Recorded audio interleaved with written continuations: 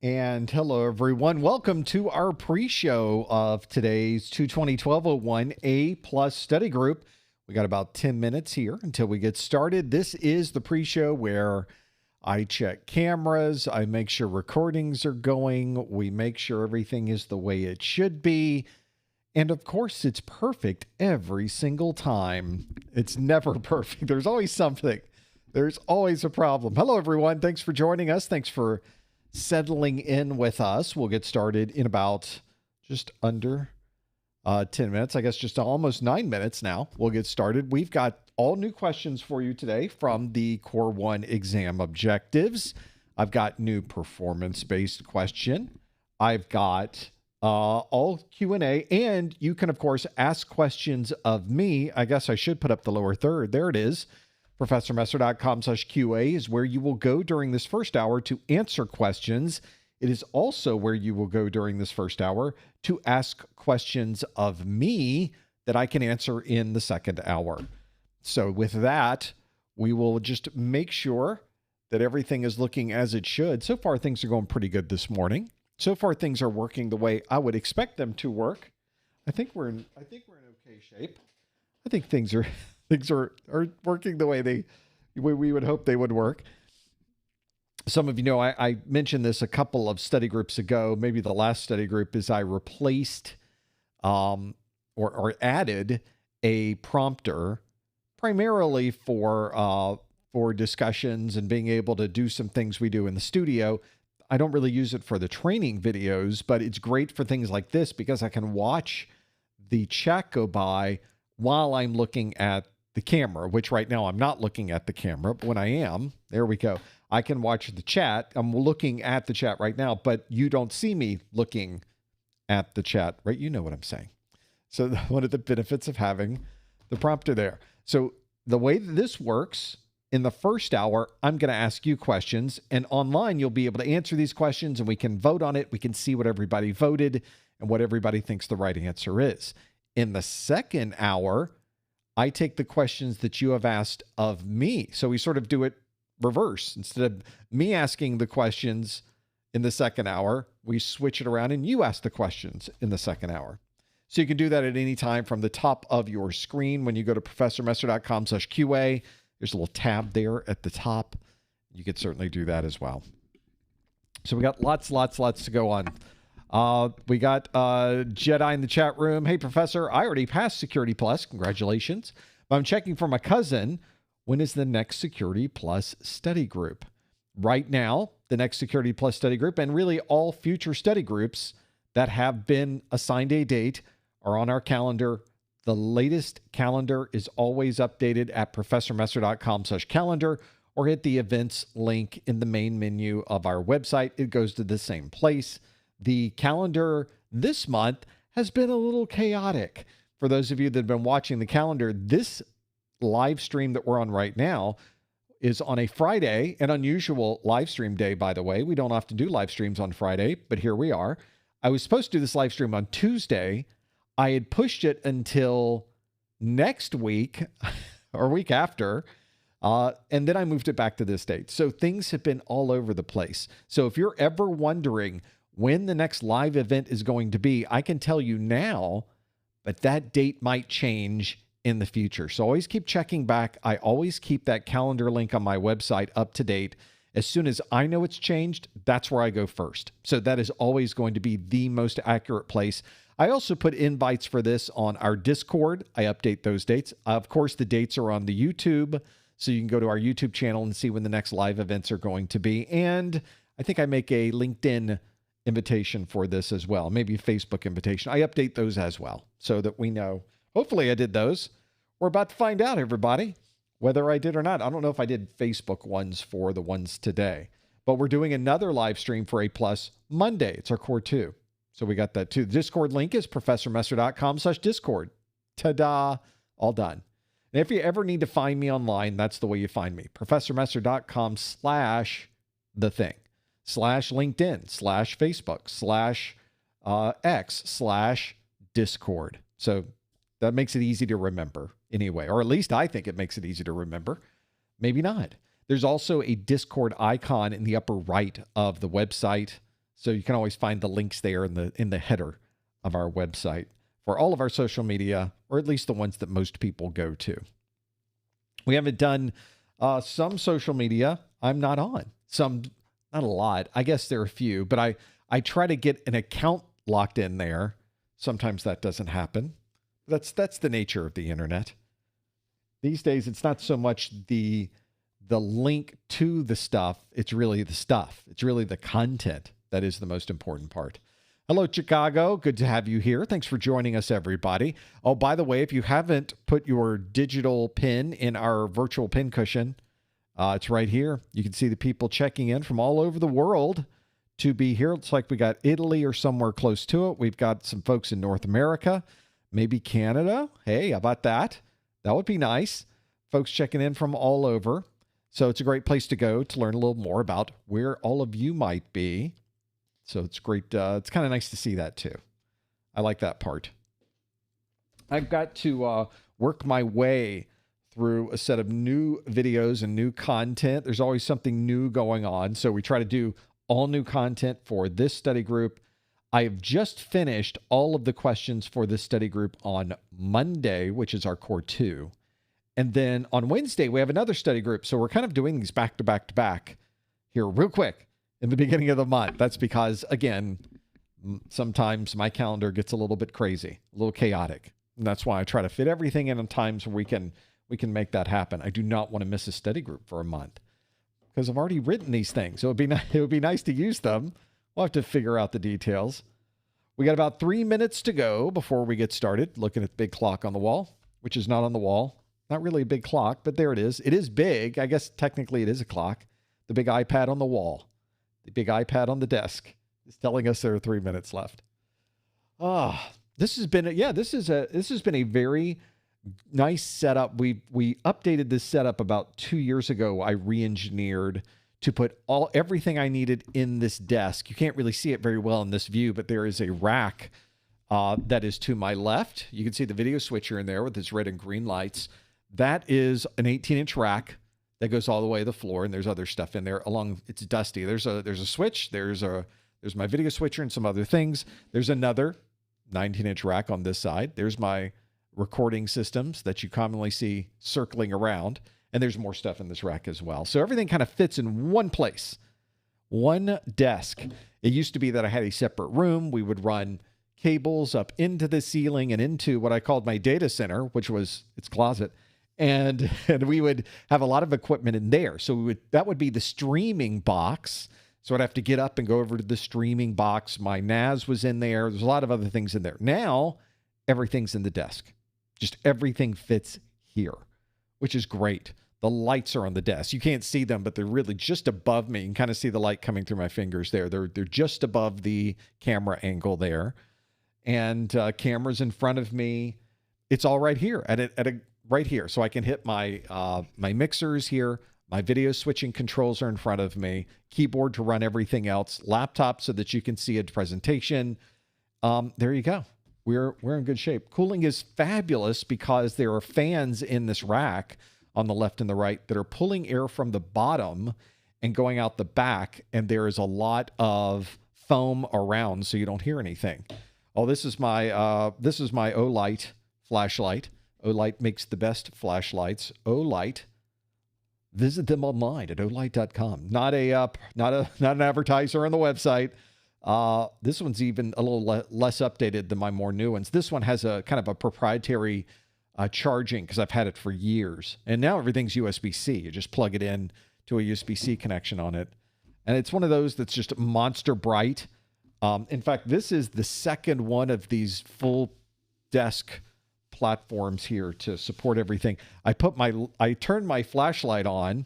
You don't want to do this. And I put it down and burned up my phone that was here, and I had to get a new set. So that's how you learn not to do that again. This is that piece of it. Look at this. It's top of the hour already. All this talk about websites and flashlights and being able to make the website go and all the screens and all the here we are. So let's now flip this back up. Let's bring up our keynote. There it is. We're looking for a green light. We got the green light, which means this flips over here. This shows me what's coming up next, and it's time to do a live stream, everybody. Why don't we do that? Here we go.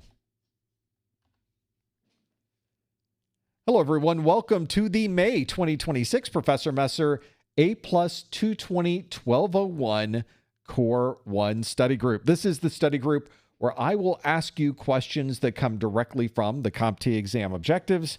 We get to see just how well you might know some of this content, or maybe how well you might want to study for some of this additional content. If you've never been through this content before, stick around with us. We're going to go through all of it today. If you are here live, you will be able to participate interactively. It's not just watch me do things. We get to watch you do things as well. You can join us by going over to the link on your screen, professormesser.com/QA. That is where you will go not only to ask questions of me for the second hour, but in this first hour, I will ask you questions and you'll be able to vote on those. The way you would do that is you go to the links that we have for professormesser.com/QA, and it will show you the available question on your screen. You just stay on one page, and it updates automatically, so you don't have to keep doing it constantly over and over and over again. To test this, let's see if it's working, shall we? We do a question at the very beginning of the study group that we call our rewind question. It's a rewind question because it's a question that we have done before on a study group. So this is a little bit of a callback to a previous study group. It might have been last month or it might have been before that. This is the only old question you get in the study group, by the way. I have a lot of questions to go through today, so a lot of things that we will step through and do. The question I have for you, and by the way, before I give you the question, just a quick reminder, please do not answer the questions in the chat room. Instead, you want to go to the URL on your screen to answer your questions. Please also know hints in the chat room. To answer the question, go to professormesser.com/QA. Our question today asks, a security researcher has identified a vulnerability where a malicious process in a guest OS accesses memory belonging to the underlying hypervisor. Which of the following would best describe this type of security breach? Would this be a VM escape, a hypervisor bypass? Would it be container drift, cross-site scripting, or VDI spoofing? It's got to be one of these. If you think you know the answer, again, please no answers in the chat room. Instead, answer by going to the link on your screen, professormesser.com/QA. We're going to come back to this question in just a moment. I want to thank you all for being here and joining us. We do one of these study groups for Core 1 every month. We also do another study group for Core 2. We got a lot that we do for A+, and of course, the entire archive is available on our YouTube channel. Anything that you may be studying, that might be a useful thing to go through before you sit down for your exam. When we're not doing one of these live streams, of course, our entire A+ course is available to watch for free on the YouTube. Go to professormesser.com/YouTube for that. I have daily A+ pop quiz questions during the week. You can find those at professormesser.com/X, professormesser.com/Instagram, professormesser.com/Facebook, or I'll just send you an email with the question in there. You can sign up on my website. We also have a 24/7 chat board where thousands of you have joined to study for your A+, your Network Plus, your Security Plus, and other certifications. You can find that on Discord at professormesser.com/Discord. Sometime during this first hour, I am going to ask you, or I guess provide for you, some information where you will be able to earn a 1-hour webinar category CEU. So you have a few things to go through. Think about, well, what you might need for renewing your certification. If you haven't earned your certification, this obviously won't apply to you. But if you are someone who is renewing by collecting continuing education unit credits, listen in during this first hour. At some point, I will give you information and instructions on how you can receive a digitally signed email from me.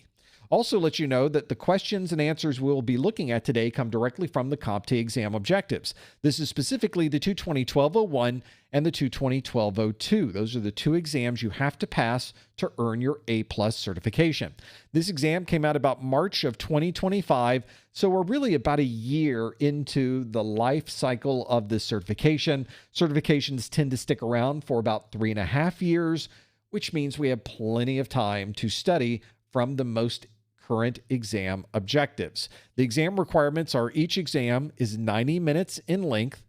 For the 1201 exam, you need to earn a 675 on a scale from 100 to 900. For the 1202, you have to do a little bit better. You have to earn a 700 as your score on that same scale between 100 and 900. And once you pass both of those exams, you are then certified for 3 years. You can, of course, renew that certification during that 3-year period to extend the certification another 3 years. And there are people that come to our website that I've spoken with, and you might even be on this live stream right now, where you took the exam 10 years ago and earned your certification, and you simply renew it every year. Obviously, you are just as certified by renewing your certifications as someone who has taken and earned their certification today. So works the same whether you're renewing or whether you're simply passing the exams that you're taking right now. I will also tell you that sometime during the next day or so, my marketing manager, Lori, will have a chance to watch this video, and she is going to add some timestamps to our YouTube video description. So you'll be able to find questions, answers, or anything else that we are doing today just with one click. Takes you right to where you want in the video, and a great way to help you find the things that you're looking for, maybe speed up that study process a little bit. If you are someone who likes using those links, or you think that's something you might use, make sure you give Lori a heart in the chat, because I'm sure she's watching the chat and this all at the same time, probably at 2x speed on the replay, just so that she is able to get these timestamps in there and make them the most accurate you could ever possibly have. There are certain things that AI certainly can't replace, and being accurate apparently is one of those. So we don't use anything automated to create our training materials. Otherwise, the training materials would certainly not be the level of quality that we are ready to expect and provide to you. Also let you know that chat in the Discord, here's a reminder of it, professormesser.com/Discord. Thousands of people are there. They are studying for their certifications as well. It's a great community of people. This is sort of an unusual thing to find on the internet, sadly enough, is a great community of like-minded people getting together and working towards some common goals. You can find that on our website or on the Discord site, professormesser.com/Discord. Eventually, you will need to take your exam, and if you're in the US or Canada, we have discounted vouchers on our website. Sure, you can go over to the CompTIA website and pay full price, but why would you do that when I have exactly the same vouchers? You just only have to pay a little bit less. Thankfully, we are a platinum partner of CompTIA, and we use those discounts to give you a little bit of money off of that exam. Though that is one thing that you can do to save a little money, and since you are on my site, buying the voucher from us, I wanted to give you something a little bit extra. So I wrote a book called my Exam Hacks ebook, where I summarized all of the tips and tricks that I use when I'm studying for a CompTIA exam. These are things that can not only help you during the study process itself, but I give you tips and tricks you can use during the exam to be able to get perhaps even a few extra points out of this. You get that for free when you purchase the voucher from our site. We don't sell that separately, so the only way to get your hands on the Exam Hacks ebook is through either one of these vouchers or by purchasing a Success Bundle on our site. We'll talk about the Success Bundle in just a bit. Let's go back to that question we asked earlier, which was, a security researcher has identified a vulnerability where a malicious process in a guest OS accesses memory belonging to the underlying hypervisor. Which of the following would best describe this type of security breach? Would this be a VM escape? Would it be a hypervisor bypass? Would it be container drift? Would it be cross-site scripting? Or would it be VDI spoofing? Let's see what you chose. 68% of you say the answer is a VM escape. We also have 20% of you that say it's a hypervisor bypass. Only 11% said VDI spoofing. Nobody said container drift, which I think is a new movie coming out from Paramount this year. We also have cross-site scripting. Nobody chose that one either, probably because container drift, not really a thing, sort of made that one up. And cross-site scripting is an attack type that has nothing to do with accessing a guest OS memory. We need something a little more specific. And with 68% of you, I think we could say you did pretty well on that one. In fact, you did better than we did last month. A VM escape absolutely describes someone in one virtual machine able to access memory outside of their virtual machine, which is a very bad thing to have happen. These are very uncommon types of things to occur. It's a very rare vulnerability, but it's an important vulnerability to be aware of, because when you do run across it, it's something you really need to think about patching very, very, very quickly. So you can imagine some vulnerabilities can be mitigated, or they might be relatively minor. Other vulnerabilities may almost always be very, very, very busy. So another one of those situations where you need to decide which one is the right way to go for you. And most people are going to patch something like this in a very rapid response type scenario. Hypervisors, the bad guys love the hypervisors because there's so much with all of the virtual machines that you might be running. And if malware is on a system, is able to hop off of that VM and make its way to another virtual machine, that's certainly a bad thing to have happen. So that's why in this case, the answer was indeed VM escape. Hypervisor bypass is another one of those terms that was kind of made up for this. So it would not be that particular scenario. And VDI spoofing for virtual desktop interface, although very virtualized and something you commonly see, has nothing to do with getting a process to access memory that it should not normally have access to. 68% of you did really well with that one, with the VM escape. I think now we're doing pretty well with answering our questions. Now let's move to some questions that are brand new, specifically a performance-based question. You may be wondering, what is a performance-based question, especially if you've never seen these exams before. When you take your A+ exam, your Network Plus exam, your Security Plus exam, or a number of other exams from CompTIA, they have different types of questions on the exam. Many of the questions, the vast majority of questions you will get on your exam, are multiple choice questions, just like the one we just used. So we have a question, there are multiple choices to select from. Even if you didn't know the answer to this one, there were 5 options. That means you had a 20% chance of getting it right just by guessing.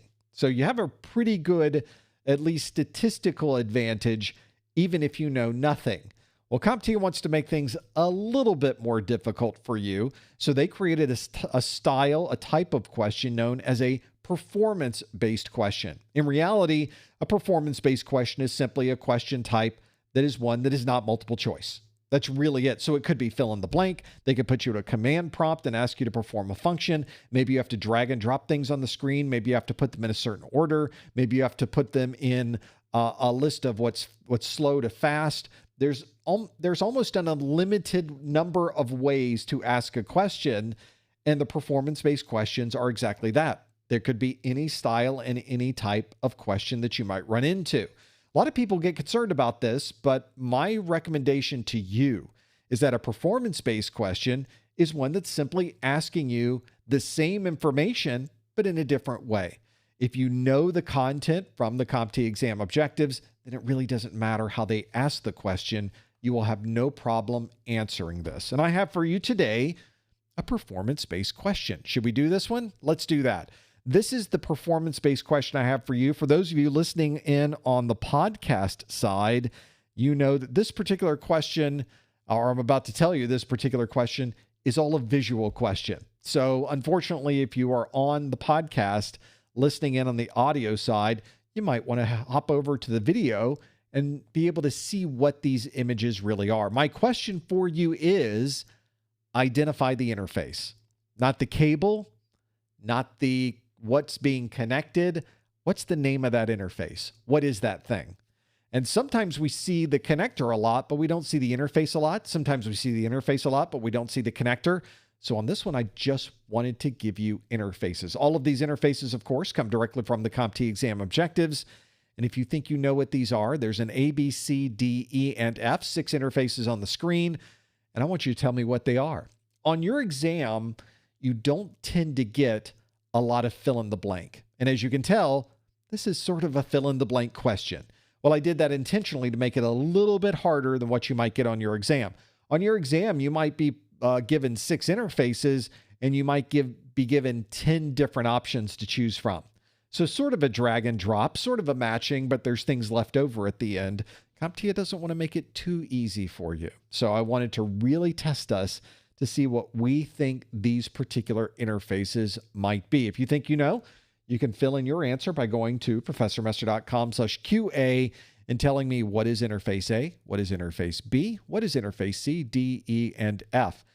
This is, after all, how we would see these interfaces if we were behind the rack of a system in a data center. We're looking at the back of all of these systems, and somebody says, I want you to plug into this type of connection. All right, well, let me find that connection. Where is that? I need to know what that connection is. I need to know what it looks like on the back of these devices so that I can first recognize it and then, of course, plug into that particular connection. So a lot here. In fact, I picked the 6 interfaces that are specifically listed in your Core 1 exam objectives. So if you're ever wondering, where am I getting these topics from? They're from CompTIA directly. We don't, I'll talk about the objectives in just a bit, but it is such a valuable source of information. Make sure you are familiar with these objectives. And if you don't have a copy of them, you absolutely want to get a copy of the objectives so that you know what will be asked of you on your exam, and perhaps even more importantly, what will not be asked of you on your exam. It's all in the exam objectives. They tell you everything. Let's step through each one of these interfaces and see if what I think the interface is really is what you think the interface is. So we'll start with the one in the very upper left. The interface A is this interface. It's a metal interface. It looks like it is threaded, and there's a single hole on the back side. That is to accommodate a coax cable, a single connection on a coax cable, and we refer to that as an F connector. Now, why was that called an F connector? If you do go back and you look at where the name originated from, there were a bunch of different connectors from a particular company, and they were all named with letters. There was an A connector, a B connector, a C connector, and etc. A lot of different kind of connectors. We don't really use a lot of those anymore. The A connector didn't catch on. The B connector, not a hit. The C connector never really made it to daylight. But the F connector got some traction, didn't it? So we still have it today, and it's known as the F connector. Doesn't stand for anything other than the letter F. Next on our list is interface B. B for B yourself right here is this oddly shaped connector. It's very square in how it is shaped. There is 2 of the connectors here, in fact. So you kind of get 2 of these in one. That's a very common way that these are implemented, as a pair of them. But there's other equipment that only use one of them. Those are fiber connectors that are in this list. And this fiber connector, being that square, looks like it has a little spot there so you can plug a device in the correct way using that little carrier there. That is a perfect one to use for the SC. Some people even refer this as the square connector because you see it's a little bit square on the outside of it. The actual name, and this is the one that is listed in the CompTIA exam objectives, is the subscriber connector. A number of these fiber connectors have multiple names associated with them. I tend to stick with what CompTIA tells you the connector is. And in reality, when you're talking about these connectors, you're at work, you're designing a network, you're plugging devices in, you're trying to buy some equipment and some fiber runs, it's going to just say an SC connector. So in many cases, you almost forget what the SC stands for because you've just called it the SC connector all this time. Let's go to the next connector on our list. This is like a copper connector. It's kind of hard to see back here. That is a copper connector. It's a very narrow copper connector. It looks modular in how it is put up there. In fact, we have another modular connector in connection E, but the C connector does not quite look as wide as the E connector. That's because it is not as wide. It is an RJ11 connection that is commonly used for DSL connections, standard analog telephone line connections. Those are very common to RJ11, although sometimes you'll find serial cables using RJ11 connections on them. Sometimes you'll see serial cables using other types of connections as well. We'll get back to that other yellow connector in a bit. But in this case, that smaller connector, and if you were able to look really closely, it's really hard to see on here. There are 6 different pins inside of that, 6 different options for pins inside of that, really making you very clear that's an RJ11 connection. It's very difficult when you're working in front of a connection you need to plug into the back, and you'll sometimes have an RJ11 connection you want to plug in, and you accidentally plug it in maybe to a larger connection. So you really do have to make sure you plug it into the right one on the back of these systems. Let's go to this next connection, connector D. this is a rather unusual one. I don't think I showed the connection type in my video, but I certainly showed what goes into this type of connection. This is a fiber interface. It doesn't look like a fiber interface, but it's really what it is. The fiber connection's way back there in the back of that. And the style of connector we're using in this case is one that is commonly provided as again, as a pair, usually a send and receive, but you could also find it in a single connection as well. That is an LC connector. We refer to this as a lucent connector.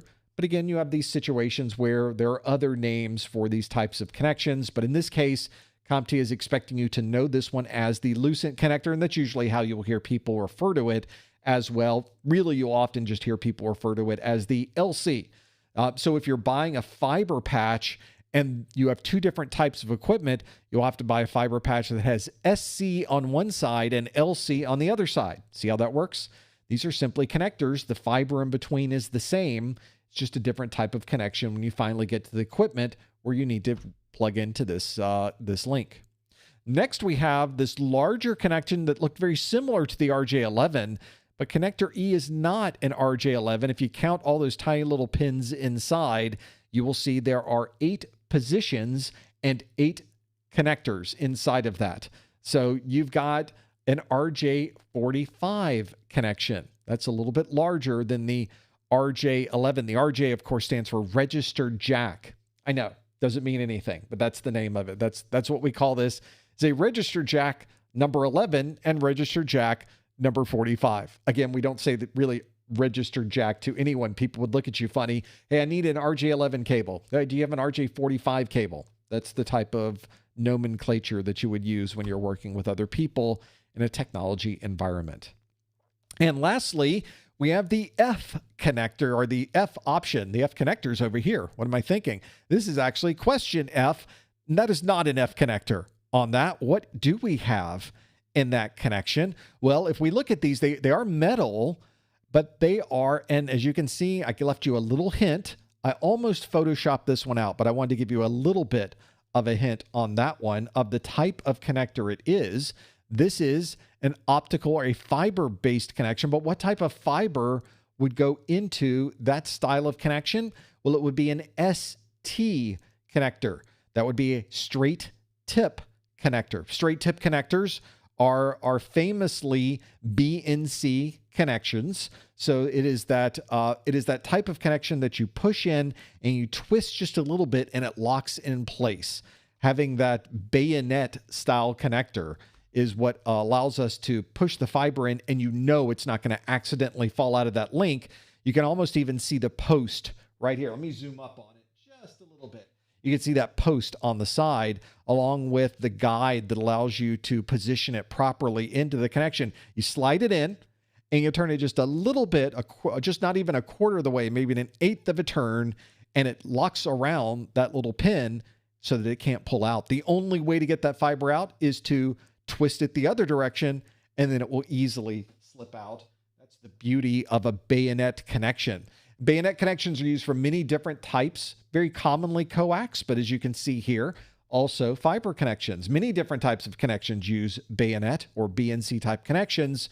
This just happens to be one of them. In this case, it is for this ST connection or straight tip.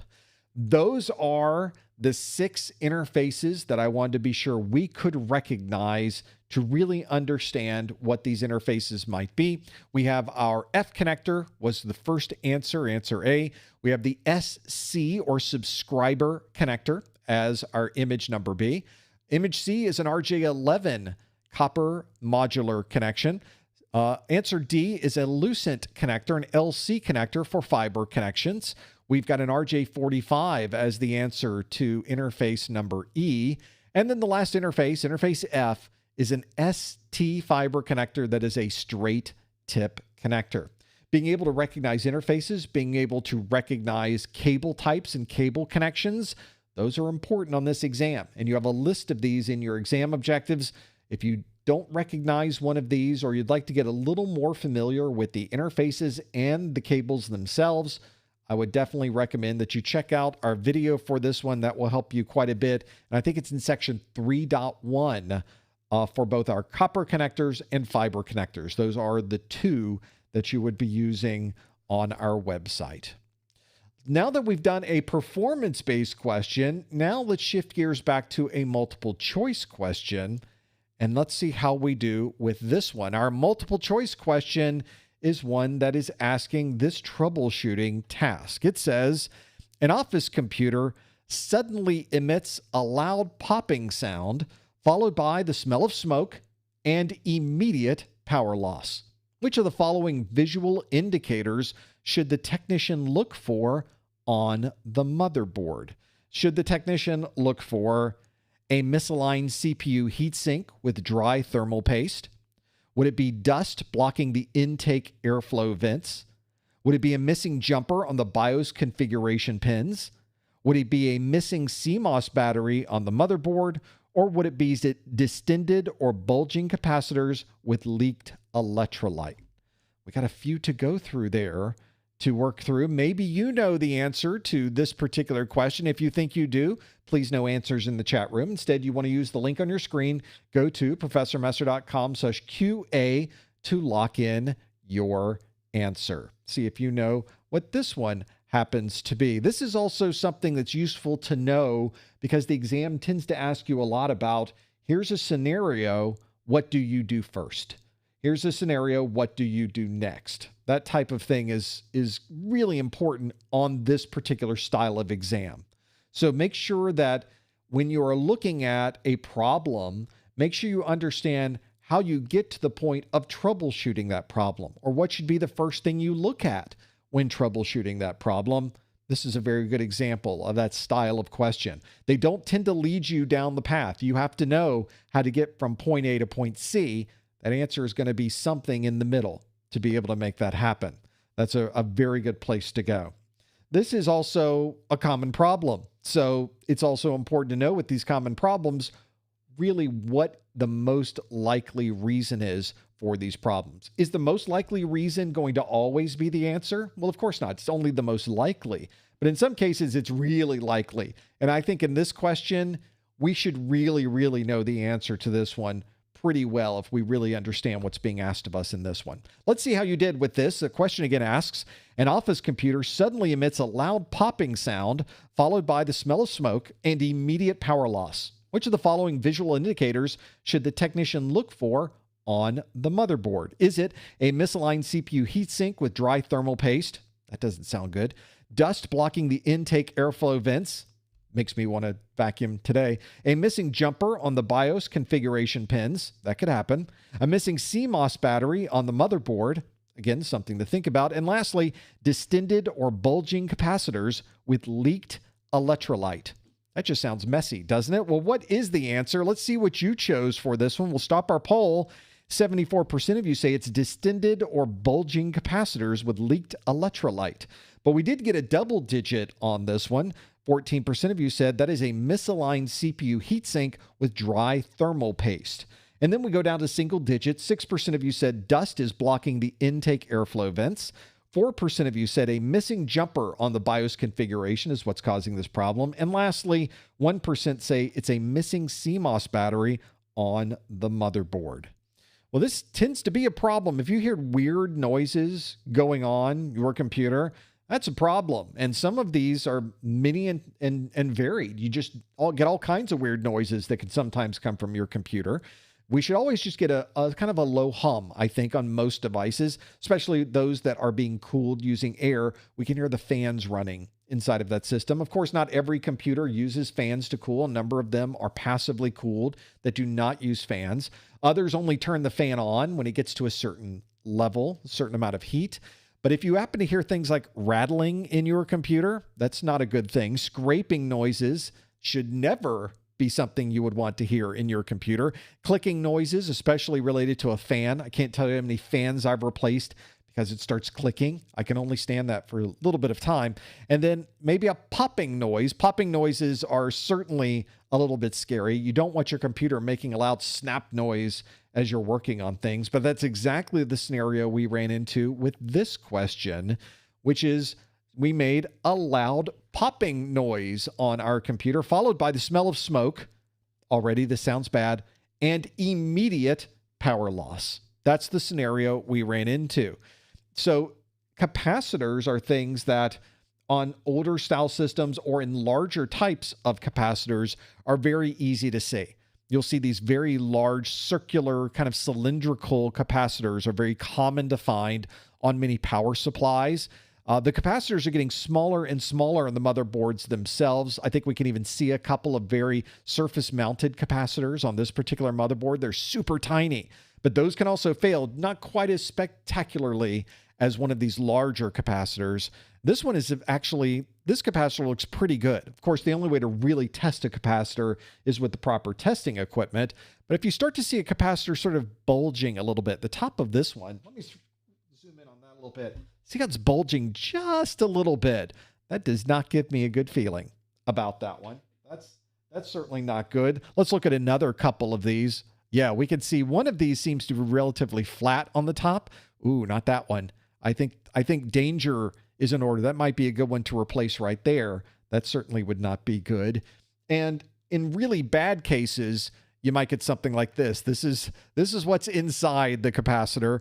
The entire outside of this capacitor is blown off. So when somebody heard a popping noise, that's what happened, is this whole outside pop. In fact, all of these you can see are distended quite a bit. This one looks damaged internally. Look, something really happened to that one.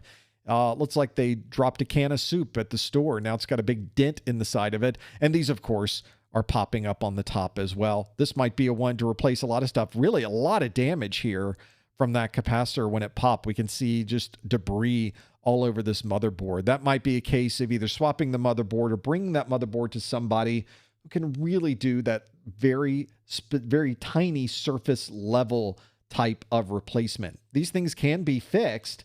Just have to find the right people. Sometimes you have to ship it off to have that done. There's a lot of great YouTube channels where they sit there with their microscope and they fix those very small surface level components on a motherboard. It takes very specific a way to view it with the equipment, with the troubleshooting equipment, some way to look at temperatures. You have to have the proper equipment for soldering at that level, vacuum equipment, heating. There's a lot involved with that, but it's a very useful skill for someone who is into doing that level of replacement with technology. You have to make that balancing act, of course. Should we just replace it or should we get it fixed? There is a cost factor involved with that and a time factor, and that's something to think about as well. So that's our problem. It was a capacitor that created that issue. Of course, 74% of you got that one absolutely right to be able to work through that. Now, why would it not be a misaligned CPU heatsink with dry thermal paste? This is a problem we often see when systems start getting hotter and hotter, especially CPUs. If you have a CPU that's making a lot of heat, you don't really have anything, or at least not any recent paste on top of it. It'll be very difficult to get that heat from the CPU onto the heatsink that is on top of it. Would certainly not be as efficient as it could be. So by having this misaligned heatsink and a dry thermal paste, your CPU gets hotter and hotter and hotter. Most modern, in fact, I think pretty much all modern computer systems are constantly monitoring those temperatures of the CPU. And if things get too hot in the computer, it just turns it off. They don't have any popping noise. It doesn't let it get so warm that it's going to damage the components of the system, because that could certainly happen if it continued to get hotter and hotter and hotter. These components get super warm, and they can certainly damage everything else that's on the motherboard if you didn't have something checking those temperatures. And that's why your computer would have turned off well before you got to any point where there was a popping noise. You would not have a smell of smoke with a misaligned heatsink with dry thermal paste, because it would never get to a point where it would get that warm on your motherboard. That would certainly not be the most common thing you would find in this particular scenario. 6 people said there is dust blocking the intake airflow vents. Same problem as our misaligned heatsink, except the interior of that system will get nice and hot because we're not able to pass that air out of the system and bring in additional cool air. So your system will turn off well before it gets to a point there'll be any type of popping or power loss or smell of smoke. It'll just turn itself off. You only get one of those. You get the power loss. It seems like it's power loss. In reality, it is administratively turned itself off. A missing jumper on the BIOS configuration pins. Usually there's not a jumper on the BIOS configuration pins. We would usually jumper it if we need to reset the BIOS. That's an administrative function that has nothing to do with popping noises, smell of smoke, and it would not cause a power loss. And a missing CMOS battery on the motherboard simply means that it's not able to keep up with the time and the date. That's really all that battery is doing for us these days on modern motherboards. So a missing CMOS battery means that when your system starts up, it's not going to know what day it is. It's not going to know what the time is. You'll have to put those in yourself. But one of the things that you might want to look at is what that might cause. Well, it just doesn't know the time. As long as you keep it plugged in at that point, it can maintain the time and date. But if you unplug it from power, now it doesn't have a battery to keep track of that, and it'll forget the time and the date. Again, you'll have to put it in your system again when you power it back up, but that's not going to cause a popping sound. It's not going to cause a smell of smoke, and it is not going to cause immediate power loss. In this case, the only answer, the one that makes the most sense, is the distended or bulging capacitors. Yep, that's what we got with a lot of leaked electrolyte. That electrolyte, that's that stuff that's the inside of the capacitor that allows it to work properly. That was the answer we were looking for. 74% of you got that one absolutely correct. Let's do another one, shall we? Let's go to the next question on our list, and it asks, an IT department is concerned about mixing photos and files with sensitive corporate data on an employee's personal phone. What technique does an MDM use to separate private data from work-related information? Would that be encryption, partitioning, subnetting, mirroring, or fragmentation? It's going to be one of these. It's more of a nomenclature style question, isn't it? An IT department is concerned about mixing personal photos and files with sensitive corporate data on an employee's personal phone. What technique does an MDM use to separate private data from work-related information? Would that be encryption, partitioning, subnetting, mirroring, or fragmentation? If you think you know the answer, follow the link on your screen. Go to professormesser.com/QA to lock in your answer. See what you think this happens to be. So there's a couple things we have to know here. First, we have to kind of understand the scenario. And there's some mention here of an MDM. There's some mention here of separating private data from work-related information. So there's a lot of keywords in this question. We need to put all those keywords together to figure out what it's really asking of us. A lot of us have gotten our answer in already. Let's see how you did with this one. The question again asks, an IT department is concerned about mixing personal photos and files with sensitive corporate data on an employee's personal phone. What technique does an MDM use to separate private data from work-related information? Would that be encryption, partitioning, subnetting, mirroring, or fragmentation? We got so many answers in so quick. I want to say that we just completely blew this one out. We got all the right answer. Let's close our poll and find out. We did pretty good. Not bad, or at least a lot of us chose the same thing. We'll find out if we did pretty good because 68% of us say the answer is partitioning. We also have 19% that say the answer is encryption, and 11% say the answer is fragmentation. And then lastly, single digits, only 2% of you said subnetting, and only 0%. Nobody said mirroring, which I thought was a pretty good one. Myself, apparently, I was wrong. Not good enough. Well, our issue here and a question really about this is an MDM. We mentioned an MDM in this question. And one of the things that's important to know is what that is. An MDM is a mobile device management software, workstation, platform. They're applied in many different ways and used in many different ways. But this is a way that your IT department can maintain and manage all of the devices that we are using on our networks that are these portable devices. So our laptops, our tablets. In some cases, we have a similar functionality for our desktop machines as well, but generally an MDM really sticks to its name of being a mobile device manager and really focuses on tablets and phones as a way to manage all of those. So a centralized screen, so I can go to one single screen to be able to know everything I need to know about every mobile device that's in our environment. And we can also set policies using our mobile device manager. We can enable or disable certain features on those phones and tablets. For example, maybe you work in an environment that has very sensitive data.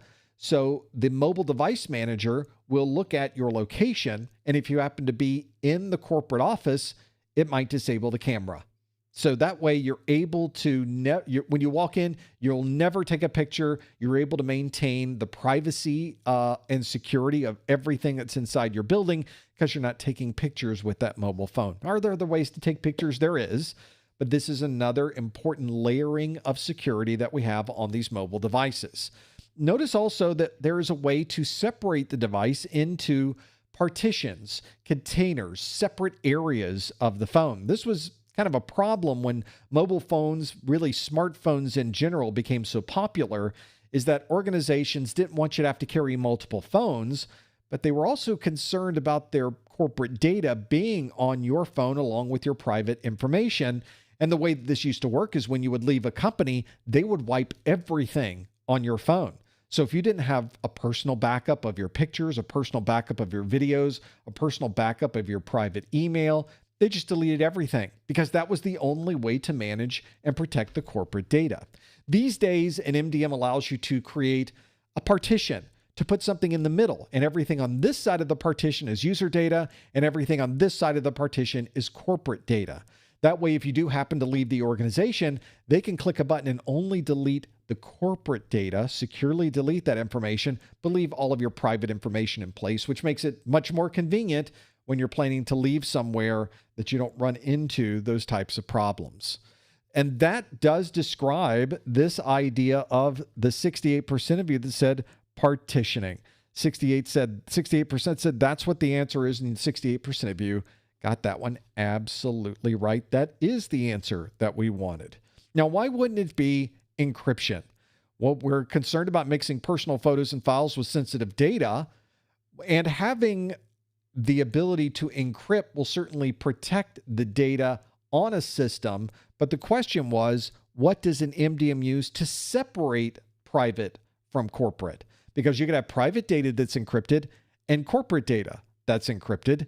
So how do you still keep those separate? You don't want to delete all encrypted data if someone was to leave the organization. So encryption was not our best answer in this scenario, although by default, all data on our mobile phones these days tends to be encrypted once it's being saved on the storage of that device. But that's not how we keep private data separated from public data. We would use partitioning to do that. 11% of you said fragmentation. Fragmentation is when you have a little bit of data in one part of the memory or storage device, another type of memory or a little bit more of that data in a different area of the device, and a little more of your data in another area of that device. So you'll take a picture. When you see it on the screen, it's a single picture, but when you're storing it on that device, parts of that picture are stored in different areas of that storage drive. So there it is fragmented, but the operating system of these devices is smart enough to put all the fragments back together and present to you the full picture. That fragmentation is just a normal part of storing data on these storage devices, has no effect on what type of data it is, has no effect on how the data is protected, and it has no effect on whether it is separating separate private data from work-related information. That would not be what fragmentation does. Subnetting is a network type of nomenclature, but it is used in other ways. But when you talk about subnetting in a technical world like this one, we really are talking about network subnetting. Very few other connotations can be made of that particular word. And in this case, we're not talking about information going across a network. We're not talking about putting network into smaller broadcast domains. That would really be what subnetting is all about.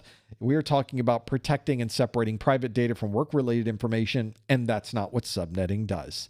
And lastly, mirroring. Only 0% of you chose this one, so I'm talking to nobody when I say, here's why mirroring was the wrong answer, because apparently you knew that mirroring was the wrong answer. But very commonly, you'll see mirroring referred to in the context of a RAID array, a redundant array of inexpensive or independent disks. Those are used, that mirroring in RAID is used to completely keep a copy of one drive on a separate physical drive. We have created an exact mirror image of that drive and an ongoing constant mirror image of that drive.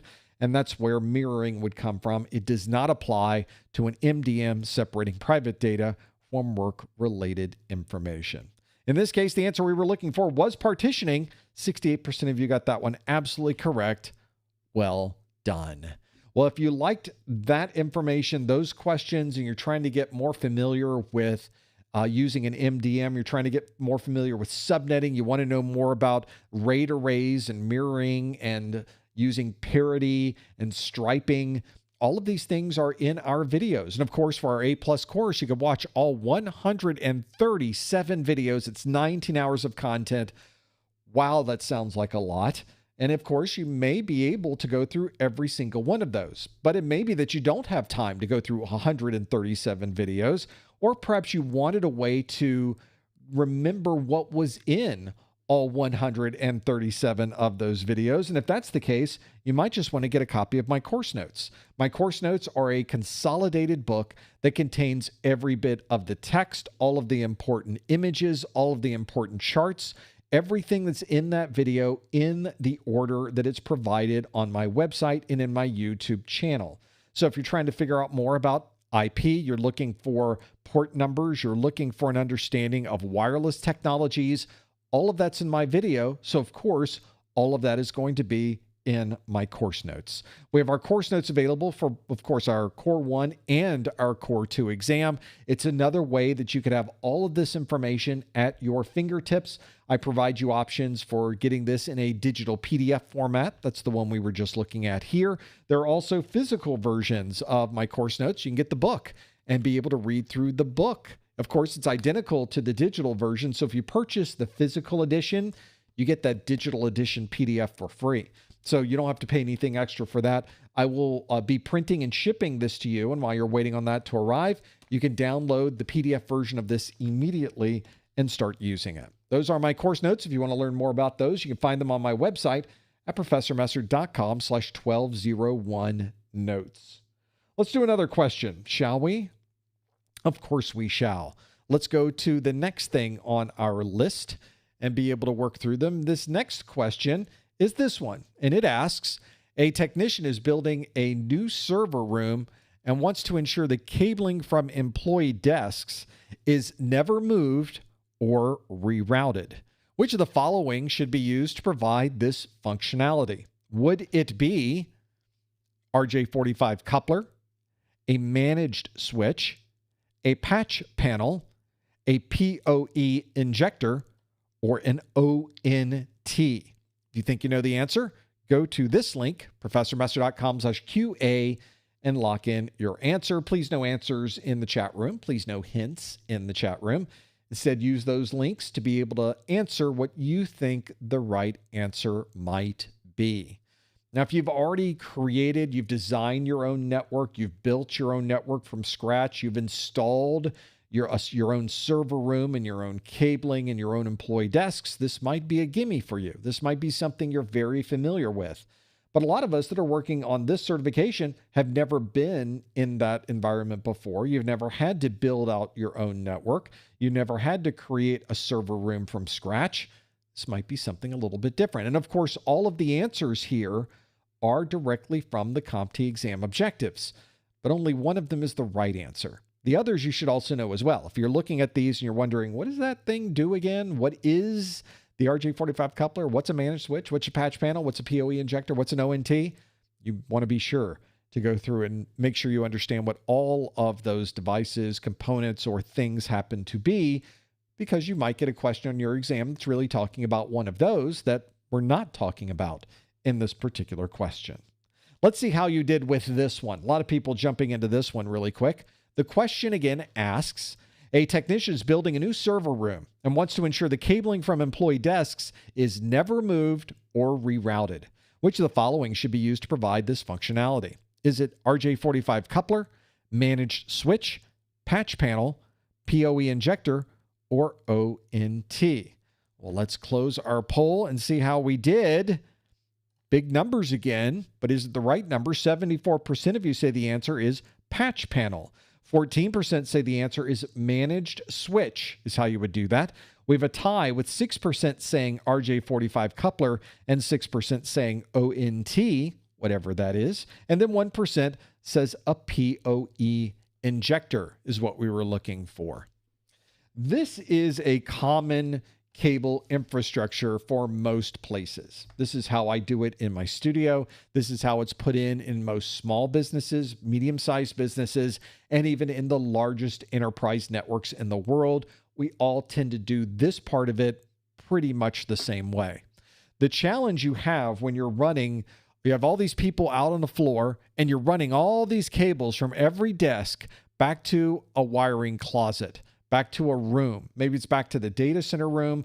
Very often on a floor, it's to a closet on that floor. And in that closet is a rack, and there are usually switches in that rack that everyone will be connecting to. There's the switches. But how do you connect the user's desk all the way to the switch? You'll notice in this picture that it is not directly connected to the switch. That's because you want to have your wiring infrastructure set up in a way that once you put it in, it never moves. It never changes. That way you know that all of these devices, maybe there are 100 devices out on the floor, you've got 100 separate RJ45 cables coming into your wiring closet, and that wiring closet is a patch panel. And you're going to terminate the end of all 100 of those cables into the patch panel. Once you do that, now those cables will never move again. So if you have a problem that is a physical layer issue, you're having a problem with cabling, we can be relatively sure that it is probably not the connection from the user's workstation to the patch panel itself. Now, it could be, because anything can happen, but because you've locked it down, it's much rarer, it's much more unusual to find a problem back here. Well, it certainly runs into a problem then if we're putting them on the patch panel and we're terminating them in one place. How do we put them in different parts of a switch? And what if we need to move them from switch to switch, which happens quite a bit? Well, the way you do that on the other side of the patch panel, you've got usually RJ45 connectors, and you can run Ethernet cables from the patch panel to the appropriate switches that you're using on your network. That makes it very simple, because now if you have a cabling problem, it's only the patch cables that you're using inside of that closet, and it's not the big, long 150-foot runs that you're making from someone's desk. It's a lot less expensive and much faster to replace these smaller cables than it would ever be to replace these very long runs of cables. That's another good reason for having a patch panel. What if you need to move somebody from switch to switch? Maybe we've got this fourth interface. He's plugged into switch 1. We need him on a completely different switch. All you have to do is unplug from switch 1, and then you plug into a different switch you might have. Maybe you put them down here now onto the third switch.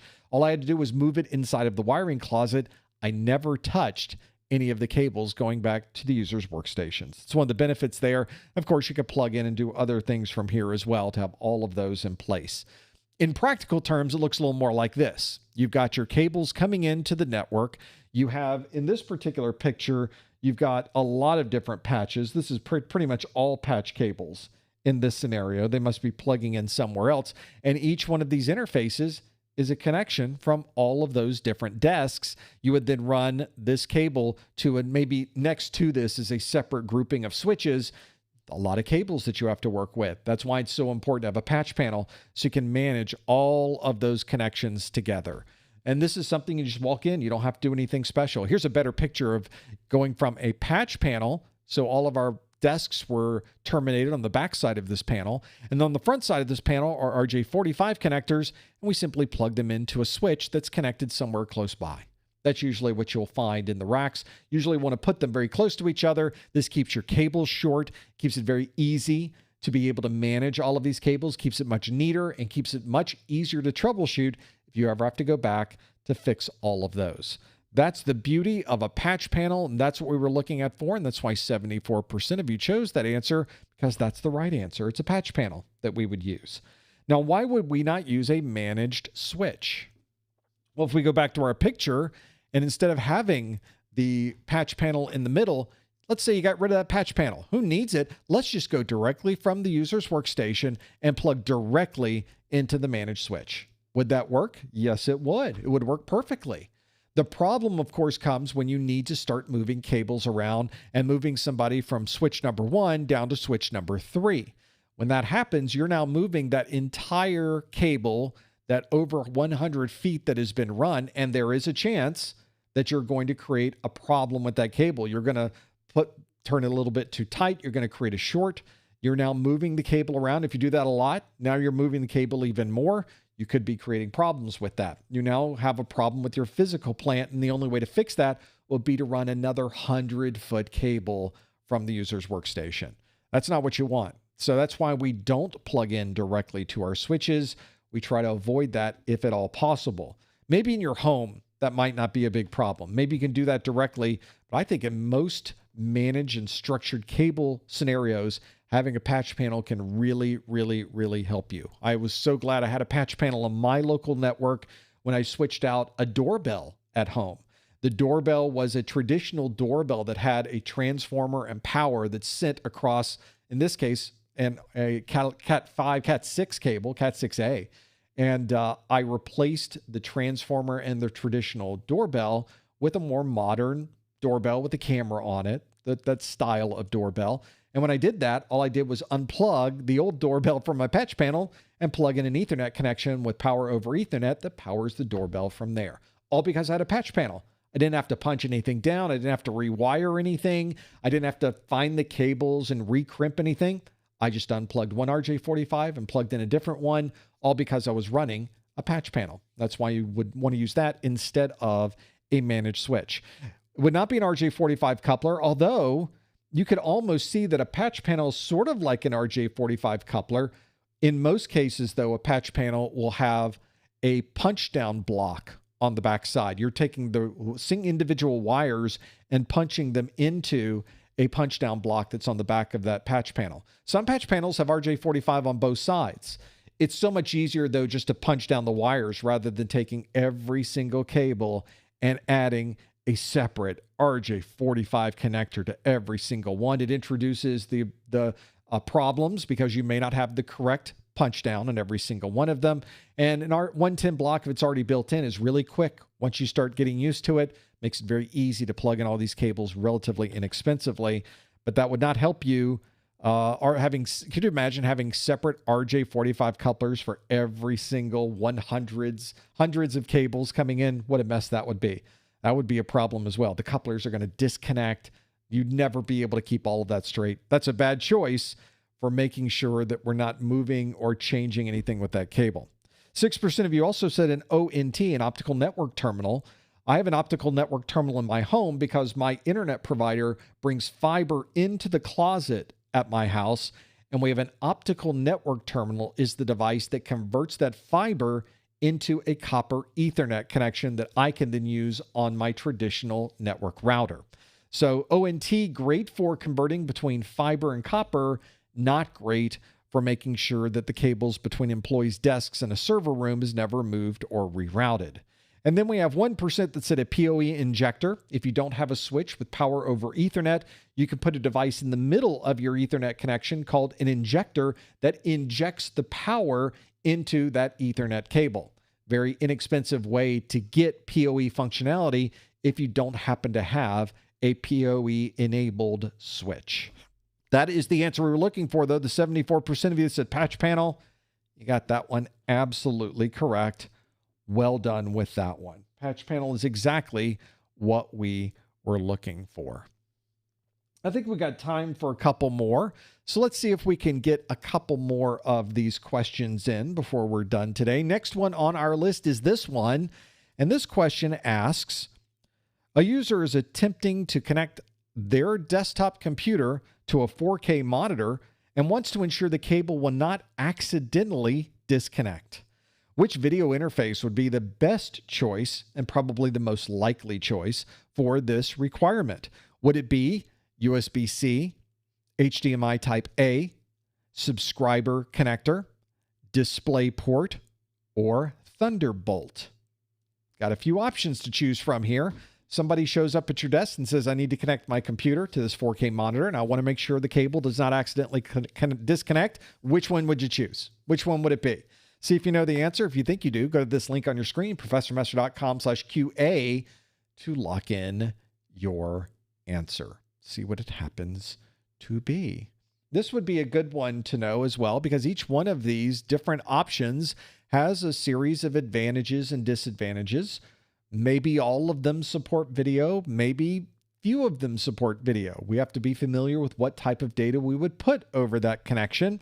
And then, of course, we have additional requirements in the question itself that we have to keep in mind when we are answering this question. See if you know the answer. Lock in your answer right now. See if you can tell me what it happens to be. It is, of course, important to read through the question and really understand what it is asking you about. Let's see how you did with this one. The question asks, a user is attempting to connect their desktop computer to a 4K monitor and wants to ensure the cable will not accidentally disconnect. Which video interface would be the best choice for this requirement? Would it be USB-C, HDMI Type A, subscriber connector, DisplayPort, or Thunderbolt? What is the answer? What could it possibly be? Let's see what you think the answer is first. Let's close our poll. Big numbers again. 74% of you say the answer is DisplayPort, but 20% of you said, wait a second, I could be using HDMI Type A for something like this. 3% of you said Thunderbolt, 3% of you said subscriber connector, and 0% of you, how dare you, say 0% said USB-C. USB-C. Now, if you've ever worked with USB-C, I can see why nobody said 0%. I've easily pulled out a lot of USB-C cables, even though USB-C is a standard interface type that is commonly used to transfer video information. In fact, in this particular case, you'll notice Thunderbolt got 3% of the vote. Modern Thunderbolt connections use the USB-C interface. So in a way, Thunderbolt and USB-C we could take as being identical to each other in how they connect and disconnect because they're both using USB-C. We have 3% that said subscriber connector. It said subscriber connector. Subscriber connector and SC connector is a video connector is a fiber connector that could be used to transfer video, but it's kind of unusual to transfer video over the type of connection, not a standard for transferring video. In my world where I have the studio set up, the studio has a lot of fiber and copper and other things in here, and I have video converters in this connection, and those video converters very often can use fiber. That's how a lot of the television stations and some of the sporting events, they'll use fiber instead of copper because you can run it so far. But not very common to see that scenario, and probably not the best choice for this particular requirement because this is just somebody's desktop computer. 20% said HDMI Type A. If you've ever seen HDMI cable, not very common to have it lock in place. That's another one where I've very easily disconnected an HDMI cable that's connected to a gaming system or the back of a computer. You get in there to work with something else and you accidentally not unplug it completely, but you pull it out just far enough that it no longer is able to show any video. And you got to go back there and push everything in to really get a good connection on HDMI. HDMI very rarely provides a way to lock the cable in place. There are solutions for that, but they're very unusual. The one option here that's really something where you can use that option to lock a cable in place is the one that 74% of you chose, and that is the DisplayPort connection. Now, to be fair, the mini DisplayPort, it's kind of hard to find these connectors these days, but they were all the rage at one time. The mini DisplayPort is one that did not have a lock built into it. But if you ever run into a full-size DisplayPort, which is very commonly the DisplayPort type that you will find on a desktop computer, that full-size DisplayPort connection, if you look really closely, I'm going to zoom up, look at the top of that connector. There are those little locks right there on the top that lock in place. So you plug it in, and if you listen closely, you'll hear click, it'll be right there. Almost every DisplayPort cable you'll find will have that locking functionality built into it. I'm not sure if it's part of the DisplayPort specification or not, but it is one that is extremely common to find that locking mechanism, to the point that when DisplayPort was first introduced, we had a lot of devices that people would just tug on the cable until they finally broke it. They pulled the cable out of the connector because they didn't know there was a lock. In fact, if you look at this one, on the top of the connector, let me move my big head there. There we go. This is a little button on top of the connector, and different DisplayPort cables do this in a different way. You push down the button, which then pushes down the little locking mechanisms, and you can very simply with 2 fingers slide the connector out. It's that standard terms that we use whenever we're working with equipment. You're working inside of a desktop computer, you're working on a laptop, you're working inside of a mobile device. Your mantra, your number one thing that you keep in mind is don't force anything. Don't pull on anything too hard. Don't push on anything too hard. Your system does not require that. If you've ever tried to install a CPU, there's literally no pushing involved these days. You simply drop it into place. On a cable like this, you don't have to pull to get it out of the connector. Simply push the lock down, simply slide it out very easily. If something is not moving, then it's probably not the equipment, it's probably you. So be very careful that you would use. Some of the others that you would use, if you had older VGA connections, there might even be a thumb screw on the side of those. I don't have a picture of that to show on my screen, but the thumb screw is another one you would run into, but VGA was not one of our options here. That's why VGA was not one of our options with this one. The only option that had anything that would really lock in that was very commonly used on a desktop computer for video is the answer that 74% of you chose, and that would be DisplayPort. That was the answer we were looking for. That is the cable type that has the lock built into it, and that is the one that hopefully you chose as well. 74% of you chose that one, so you did pretty well with that one. We do have time for another question. Let's do another one before this hour is out. Of course, I will be answering all of your questions in the second hour. If you have a question that you would like me to answer, you can always do that at the same link we've been using so far, professormesser.com/QA. There's a tab at the top. You can simply send in your question for the second hour there. Also, like to remind you, since we are going to do another question, let's do a question from a different source. And this is a source that is my practice exams book. When I started going around the internet looking for good practice exams, I took a long time and I looked in a lot of places and I couldn't find anything I liked. I saw a lot of questions that were not representative of the style that you would see on the exam. I found a lot of questions that were outdated, that had nothing to do with the latest exam versions. I still find those. And I found a lot of questions that were just wrong. Had a question, had different answers, but the answer that told you was right couldn't possibly be correct. It was simply an incorrect choice that was made on that particular website. Well, that doesn't help you with your studies either. You need to trust your practice exams. Your practice exams need to specifically be written in the same style and the same tone as the actual exam.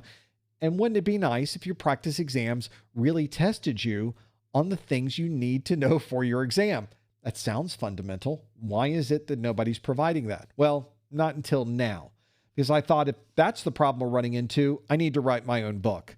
I need to write my own practice exams book that has 3 practice exams, 90 questions in each one of them. It has performance-based questions. It has multiple choice questions, and it has detailed explanations. And I want to show you what I mean by this. So the last question we're going to do today will be a question from my practice exams book. So we're not going to do this on Vevox. We're not going to do this at professormesser.com/QA. Please don't put the answer in the chat room. Just think about what you think the right answer might be. This is from my PDF, from the book itself, where it's question 53, A53. So it's the first exam that's in there.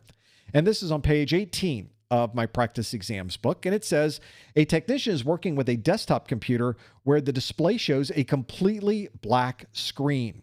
Powering the computer and monitor off and back on does not correct the issue. I thought that was always 100% fix. Which of the following would be the most likely reason for this issue? Would it be A, the computer resolution is different than the monitor? B, the monitor input is incorrect? C, image scaling is disabled? Or D, the monitor has a bad picture, or dead pixel. Sorry, not a bad picture, a dead pixel. So 4 of these are problems we should think about. If you think you know the answer, please no answers in the chat room. We're not even going to do these on the other link. Think about what you think the right answer would be. Now, because this is a PDF, you've also got annotation you can do. So we could even choose a color. Let's choose green, and we're looking at desktop computers, something we're dealing with. If we had a stylus, we could write on the screen, of course. I don't on this computer. We're dealing with computer resolution. Maybe image scaling is something what I want to think about. So you have ways you can annotate, and of course you can save all of this annotation. It wouldn't be very useful if you weren't able to save that information. So we'll pick an answer. Let's say that in this answer, we don't know what it is. We'd really like to know, is it A, B, C, or D? We could go to page 31 and it would just tell us A, B, C, or D. I call that the quick answer. But I want more detail about not just what I think the right answer is. I want more detail about why the wrong answers are wrong. So I have a separate answer page called the details page. It's on page 89. Now we're on page 18. Well, the way you get to page 89 is you scroll to get to page 89, right? No, don't do that. In my book, all you have to do is mouse over where it says the details and click it, and it goes to page 89. That is really where we are. If we look at the bottom of the screen, it really is page 89. It's right there. And it tells us, here's the question. A technician working with a desktop computer gives us the answers, and it tells us the answer is B.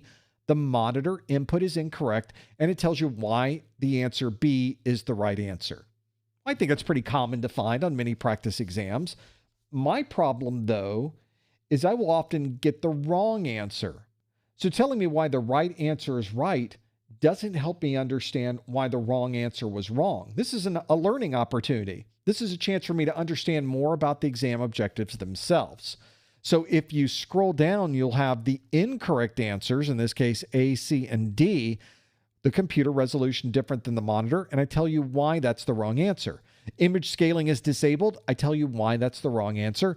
The monitor has a dead pixel. I tell you why that's the wrong answer. Now, what's great about this is on your exam, you might get a question about a dead pixel. You might get a question about image scaling. You might get a question about computer resolution and monitor resolution. So you can think of this as almost being 4 different topics that you are learning in one single question.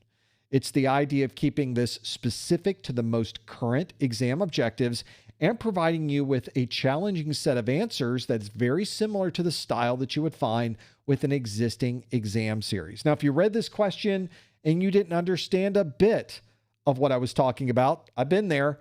I put a link at the very bottom that takes you to the video that was used to create this particular question.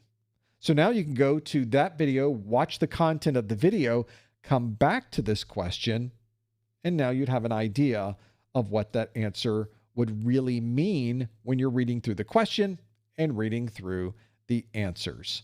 Exactly what you would expect to find in this scenario. So in this case, the answer was B. The monitor input was incorrect, and you can see that A, C, and D would not be the correct answers in this particular example.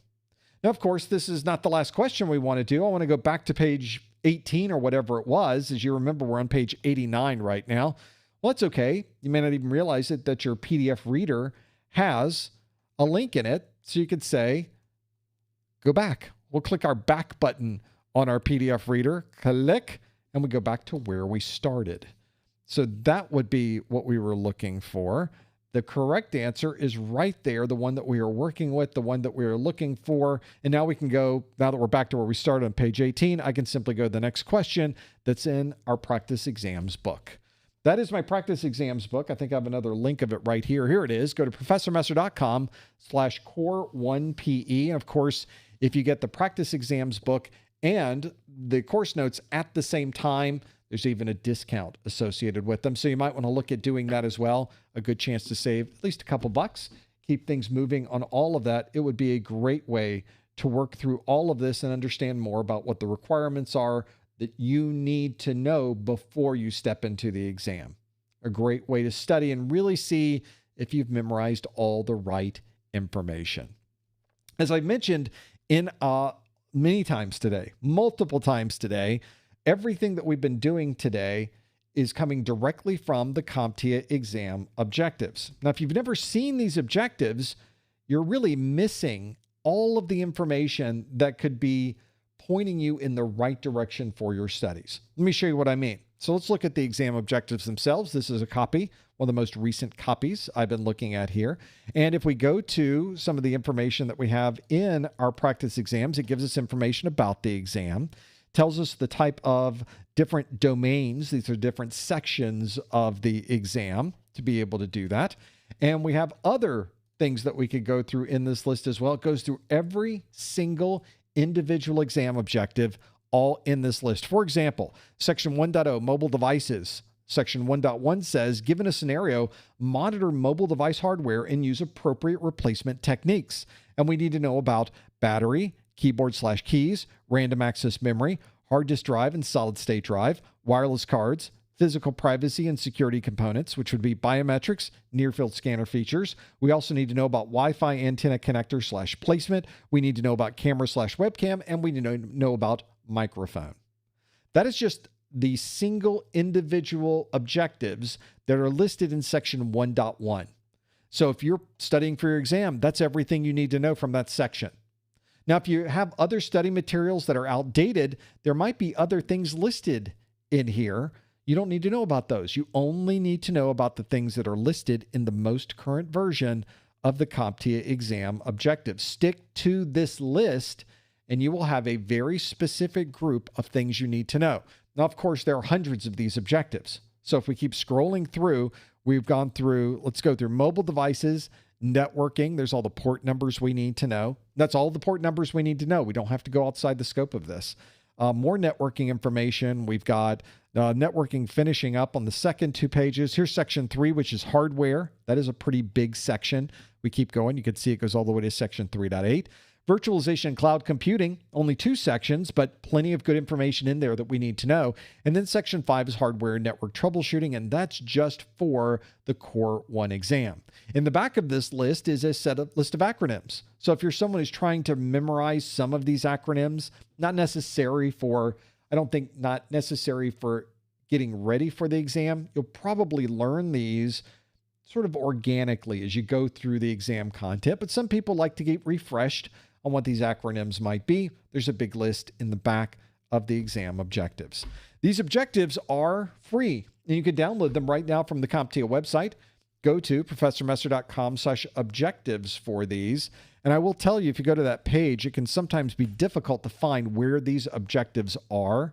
So if you go to the page, in fact, I'll go to this page on my website. I'll show you what this looks like. Here's my objectives page right here. And you can see that I give you links to the A+, Network Plus, and Security Plus objectives on here. But I also give you a picture of what the screen looks like, because you sort of you have to scroll down a bit, and there's a red box on the screen that you will use to get those objectives. Sometimes you miss that. Also, if you don't have cookies enabled, if you have pop-up blockers, if other filters, that red box might not show up. So make sure that you are getting rid of any filtering so that you can see that red box and be able to download the exam objectives, all on my website, professormesser.com/objectives. We do one of these study groups every month. I do, today is the one that we did on the 8th. We are here live on a Friday. Happy Friday, everybody. On the 8th, to be able to get through this, come on back after the weekend. If you're trying to get things going on a Monday, we'll get that going for you. Monday at 11 or Monday at noon on the 11th, we are going to have our Core 2 study group for the month of May. Come on back for that. And then 2 days later on the 13th, we're doing our Network Plus live stream for the week. And then for some reason, nothing happened in the following week. And then lastly, on the 27th of the month, it's our next Security Plus study group. So a lot more coming. If you're ever planning to take an exam, do some more training, look at our live streams. It's a great way to do it. And of course, these times and dates could possibly change almost at any moment. And the way that you always know when the latest update and what the most recent calendar is you go to the link that is on your screen, professormesser.com/calendar. If there are any changes, that's where I change it first. So if you're looking at that page, you're looking at the most recent version of our calendar right there on that page. Of course, we also have some already scheduled for June. June 2nd and 4th is what we currently have scheduled for A+. I say currently, now everything's tentative. My life is tentative. The 18th is our Network Plus, and then on 24th is Security Plus in the month of June. Again, those can change. Make sure you're looking at the most recent calendar by going to professormesser.com/calendar. Well, you made it through an hour of Q&A. Can you believe it? I can't either. We did it again, everybody. But we're not done yet. We got a whole nother hour of Q&A set aside just for you, where you can ask me a question about IT, about technology, about the industry, or just really about anything you'd like to know about. You can do that at the same link we've been using this whole time, professormesser.com/QA, to be able to ask those questions. Of course, don't forget about our discounted vouchers. If you happen to be in the US or Canada, you might be able to save a few bucks. Go on over to professormesser.com/vouchers. We also have our course notes, our practice exams, and other study materials. You can learn more about those at professormesser.com/1201success. And we have other links at other social media sites. The way you would find us at any social media site would be to type in professormesser.com/ the name of the place you'd like to find me. So professormesser.com/Discord, professormesser.com/X, professormesser.com/LinkedIn, professormesser.com/Facebook. You get the idea. You can find us on that social media, and we're not on your favorite social media site. Let me know. Maybe I should be on that social media site. You never know which ones are going to be big and which ones aren't. So I'd like to be everywhere that you are. Well, that certainly brings us to the end of another 1 hour of this. Oh, we need a CEU. Thank you, chat room. And while we're doing that, let me give you a CEU for this. For those of you that are planning to renew your certification using a continuing education unit credit, you want to go to the top or the bottom of the Professor Messer website, put in your name, your email address, or click Contact Us. That's the important thing first. Contact Us is the link at the top and the bottom of the Professor Messer website. Put in your name, your email address. In the subject line, put the super secret passcode, or in the subject line, put May 2026 Core 1. Yeah, I guess we should put a subject, right?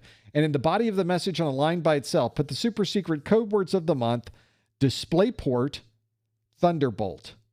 Those are your super secret code words of the month. You send those to me, I'll be able to create a digitally signed email to send back to you that certifies that you were here for a 1 hour webinar category, continuing education unit credit, or a CEU. Again, the way that you would earn that is go to the top or the bottom of the Professor Messer website, click Contact Us. On that Contact Us form, put in your name, your email address. In the subject line, put May 2026 Core 1 or something like that. And then in the body of the message on a line by itself, put the super secret code words of the month, DisplayPort, Thunderbolt. Those are the two. Well, I think that gives us a pretty good place to finish with our study group today. Stick around. In just a few seconds, we'll start our after show. Thank you so much for joining us, and we'll see you next time on the A+ study group. Thanks, everybody. Okay, let me take a sip. One moment, everybody. That is probably the most important part of that hour, is me making sure I'm hydrated. Okay, everybody, that was the part of the study group that I am asking you about questions. So that's a lot to kind of talk about as we are going through that. Of course, during this entire hour, hopefully some of you have been sending me some questions, and I would love it if you would be able to talk to me about the questions. You can submit questions for the second hour of the study group at any time. I will sift through them. We'll read through them. We'll find some good questions that you've submitted, but you won't see them pop up on the screen right away. They go back here in my queue. I get to do a little bit of work, a little moderation on my side to figure out the details. Then I'll find the questions we have, and we'll see what you want to know about. Of course, you could do that at any time using the link on your screen, professormesser.com/QA. Let's go and see what questions we have here for you to be able to do this. Let's kind of talk about the industry. Let's talk about IT and what we're seeing with IT these days and the way that works through. Let's take a question from Ryan. Ryan says, hi, hope you're well. If you had the opportunity to restart your IT career, what would you do differently and why? I don't think... there's a lot of opportunity always. There's things we sometimes regret in the moment, or there's things we wish we might have done differently in retrospect. But I think the overall arc of my career, which I would hopefully like to say we haven't hit yet, the overall arc of my career, I've been pretty happy with. And I think that's because mostly I wanted to learn as I went with my career. My degree, my formal 4-year college degree, was not in something technical. It was in business. It was business management, a business degree. It was not a technical degree, but I've always been interested in technology.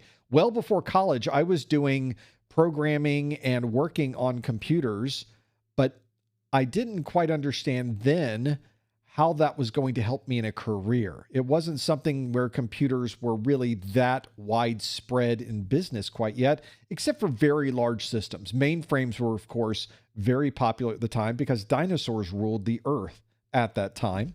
But I found very quickly, right out of college, that you can't really jump into a very technical role, even if maybe you did do something technical in college. When I was in college, I got a job working at the computing center. I went to Florida State University. I went to the computing center for Florida State and I said, I'd like to work here just as an operator, just a grunt job that I could do at nights, on the weekends. That works around my college classes, the schedule that I had. And your job was to sit with those mainframe computers, these big screens that we had, and you babysat. You watched them and make sure nothing went wrong.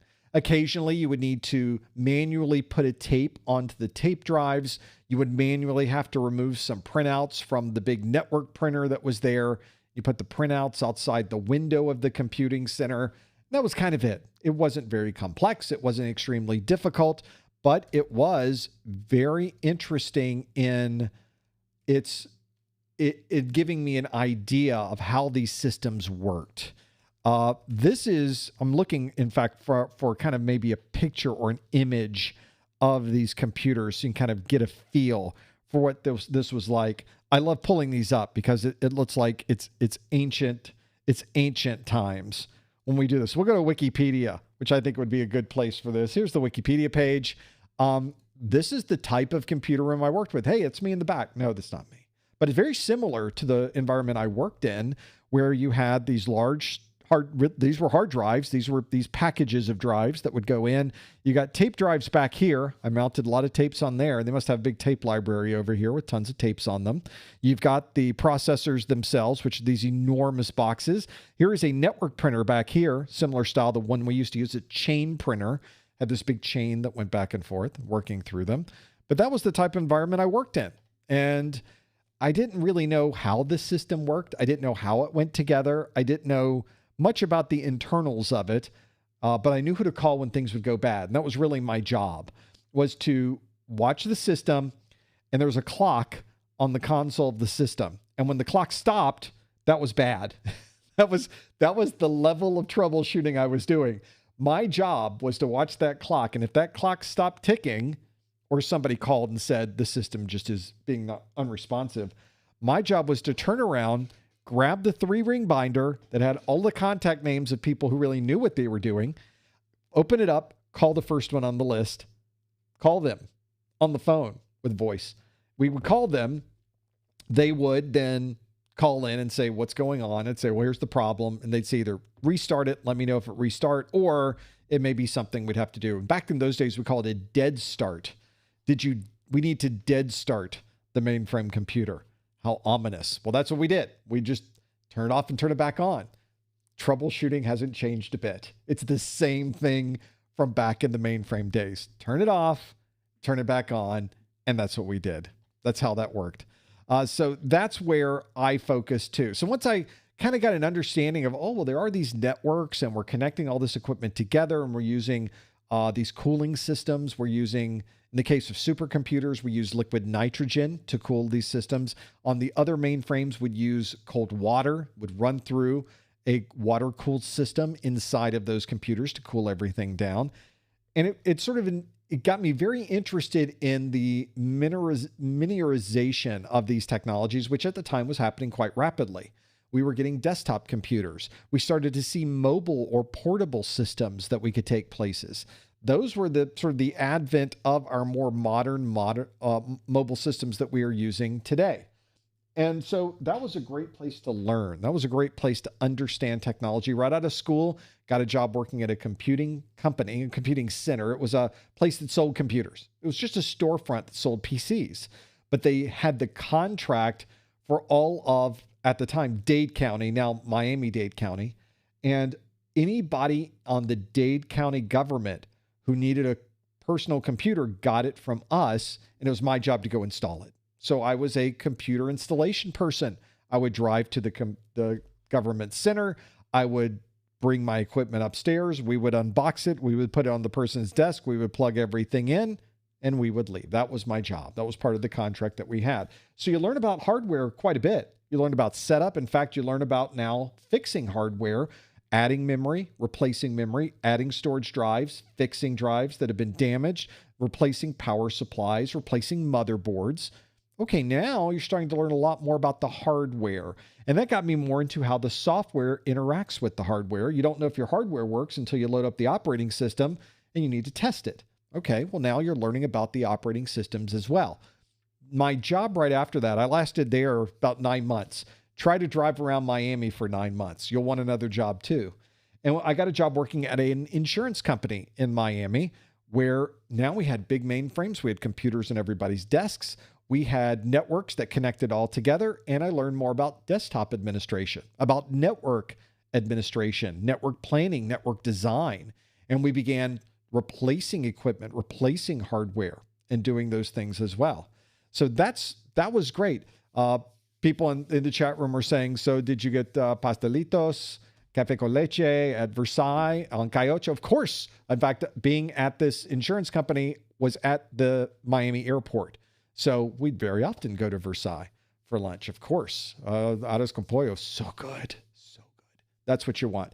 So that is where, if you're there and you're working with this technology and you are in the middle of it, you start to learn a lot. It's really a foundational type of learning. And this is why I tell you constantly that we'd love to have you jump right into the upper echelon of cybersecurity. You'd be able to get there and you would be in the middle of the fighting the attackers and finding the vulnerabilities and running the scans and doing the penetration tests. But the reality is you need a foundation to be able to do that. Well, this was my foundation, being able to learn the hardware and then learn more about the operating systems running on that hardware, and then learn all the way up to the networking protocols themselves. Well, now I was really starting to understand how all of these things communicated with each other, really connected and did those things back and forth. So it was a natural progression to take all of that knowledge and leverage it into a career in cybersecurity. I was lucky enough to get a job working as a systems engineer for a new company that was an old company. It was McAfee, which bought Network General and turned into McAfee Associates. Network General created Network Associates. There you go. So not a lot of work went into the name. They just took one name from one company, one name from the other. But at that time, the McAfee company went away. It was no longer McAfee Associates. It was Network Associates. But that's where I was able to expand this world of protocols into firewalls. We had a proxy-based firewall called Gauntlet. This is a company that bought PGP. So I learned all about public and private key infrastructure and got certified on all of those. We bought a intrusion prevention system, an IPS. So I learned all about those technologies. And that was kind of the early days of those things. Could you imagine having an application proxy as your firewall these days? You would never do that. But back in the day, that's what we did. Well, obviously, things changed a lot. We went to port-based firewalls, and ultimately, a new technology emerged called next-generation firewalls that could go well above the port number and really understand the application and the traffic that was running at higher layers with that across your network and be able to control what was happening at a higher layer.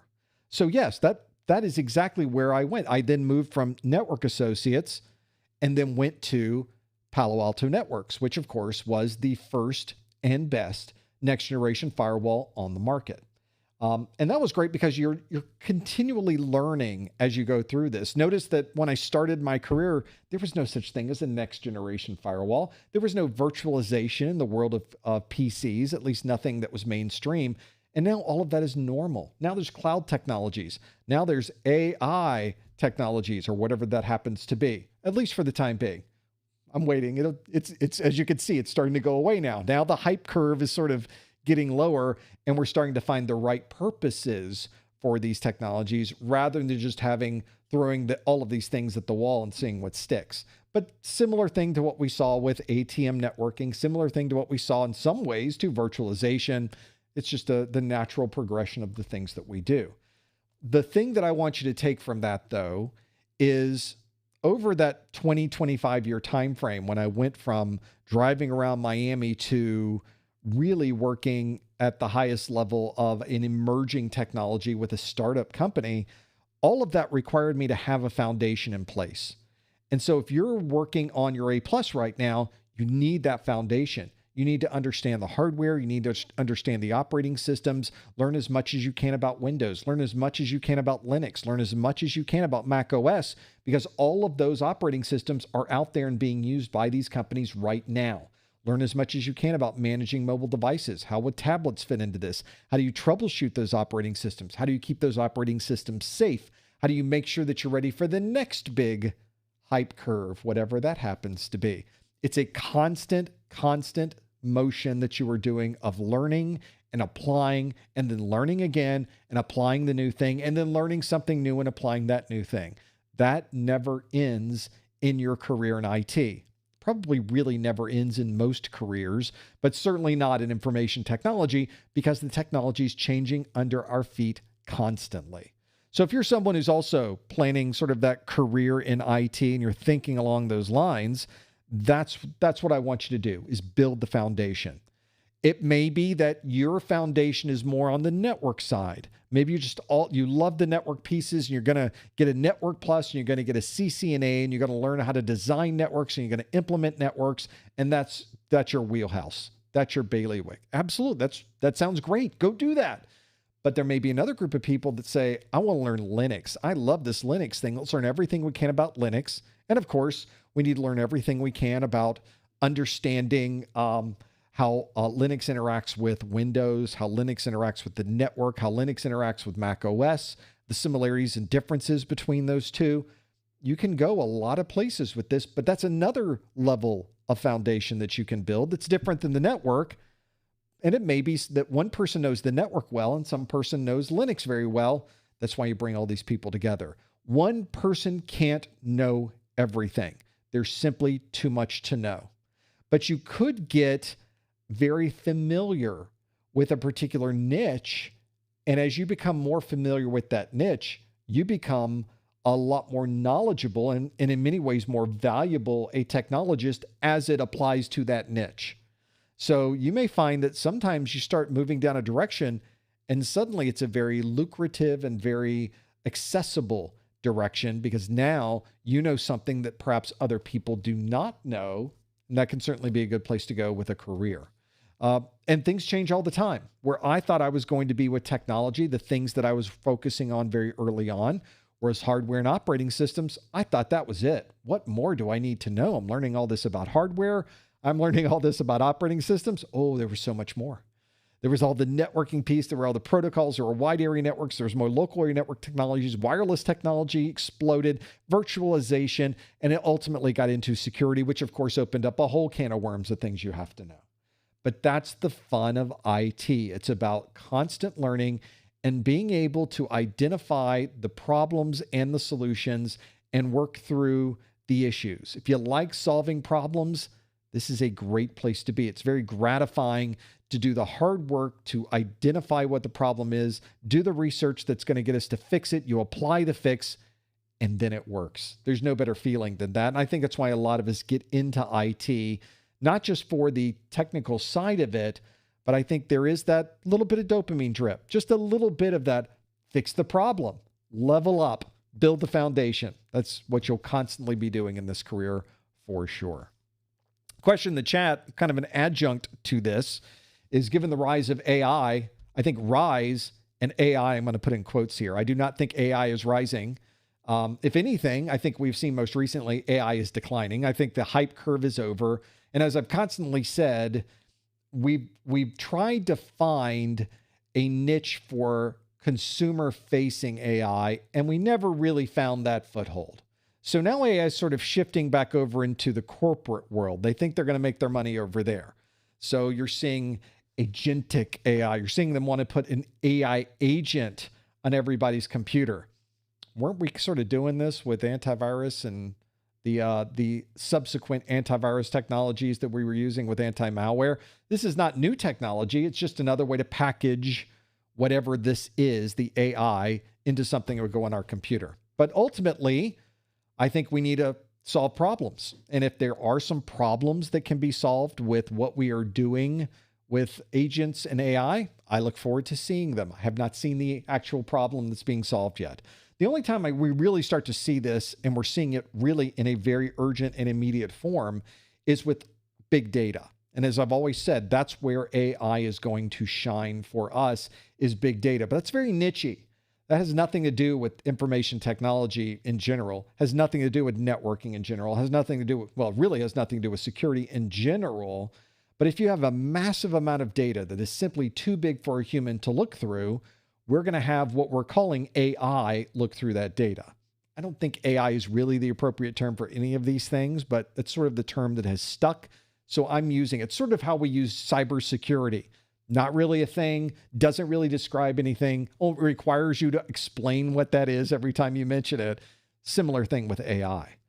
But look at what we've done with AI most recently.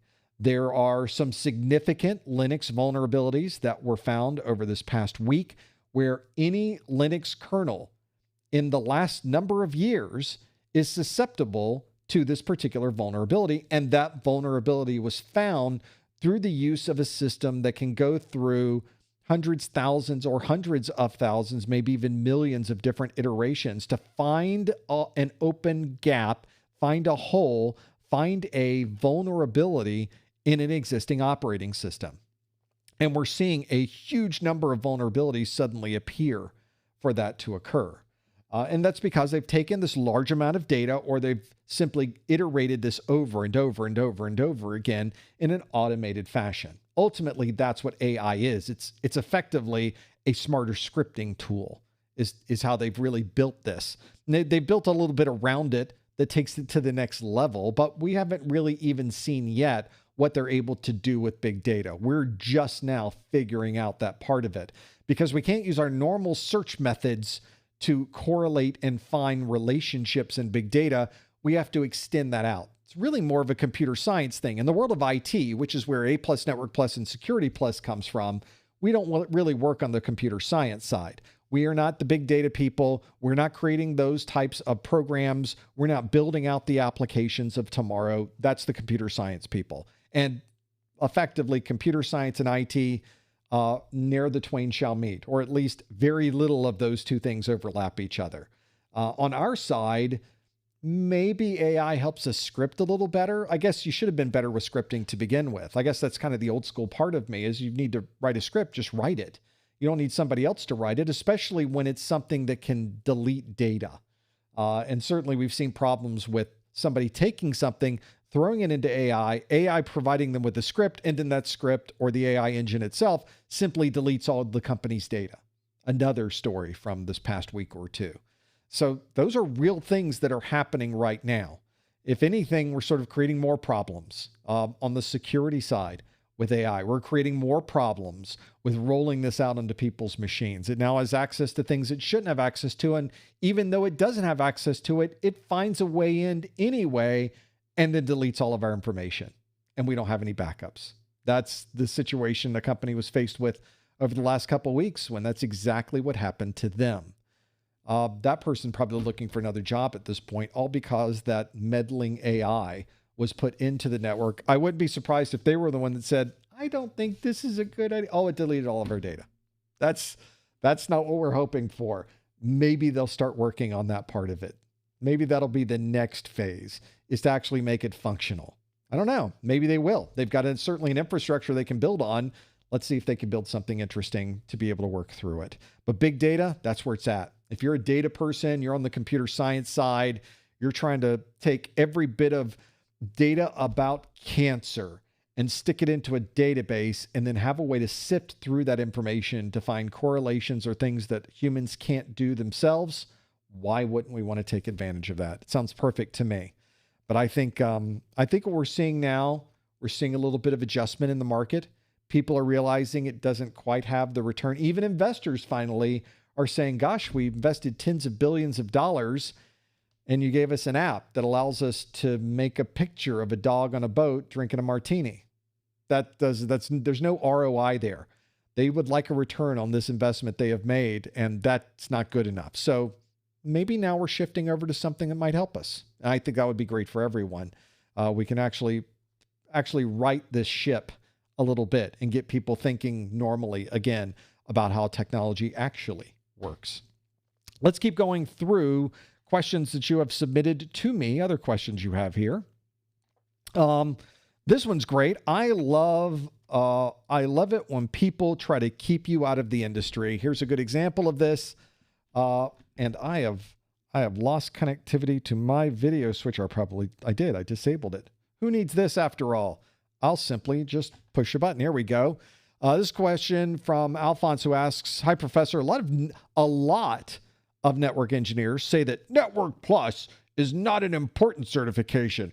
Instead, you should get the CCNA. That's the real cert for real people, is CCNA for Cisco." Do you agree or disagree? Well, CCNA is a fine certification. If you're planning a career in networking, you know you're going to be doing networking. You want to learn everything there is to know about switches. You want to learn everything there is to know about routers. You want to learn everything there is to know about protocols, how to design them, how to implement them, how to troubleshoot them. CCNA is a great certification for that. A lot of people like that cert for that very reason. Not everybody needs that level of networking knowledge when they start out, however. And so Network Plus is very commonly a good starting point for people that are interested in technology that might have some connection to the world of networking, but are not necessarily going to be the network administrator. Or maybe you take Network Plus to get a primer in networking, because there are things Network Plus covers that are not covered in CCNA, and you use that foundational knowledge of Network Plus to then take the CCNA and do much better with it because you've already got the foundation in networking that you're able to build on.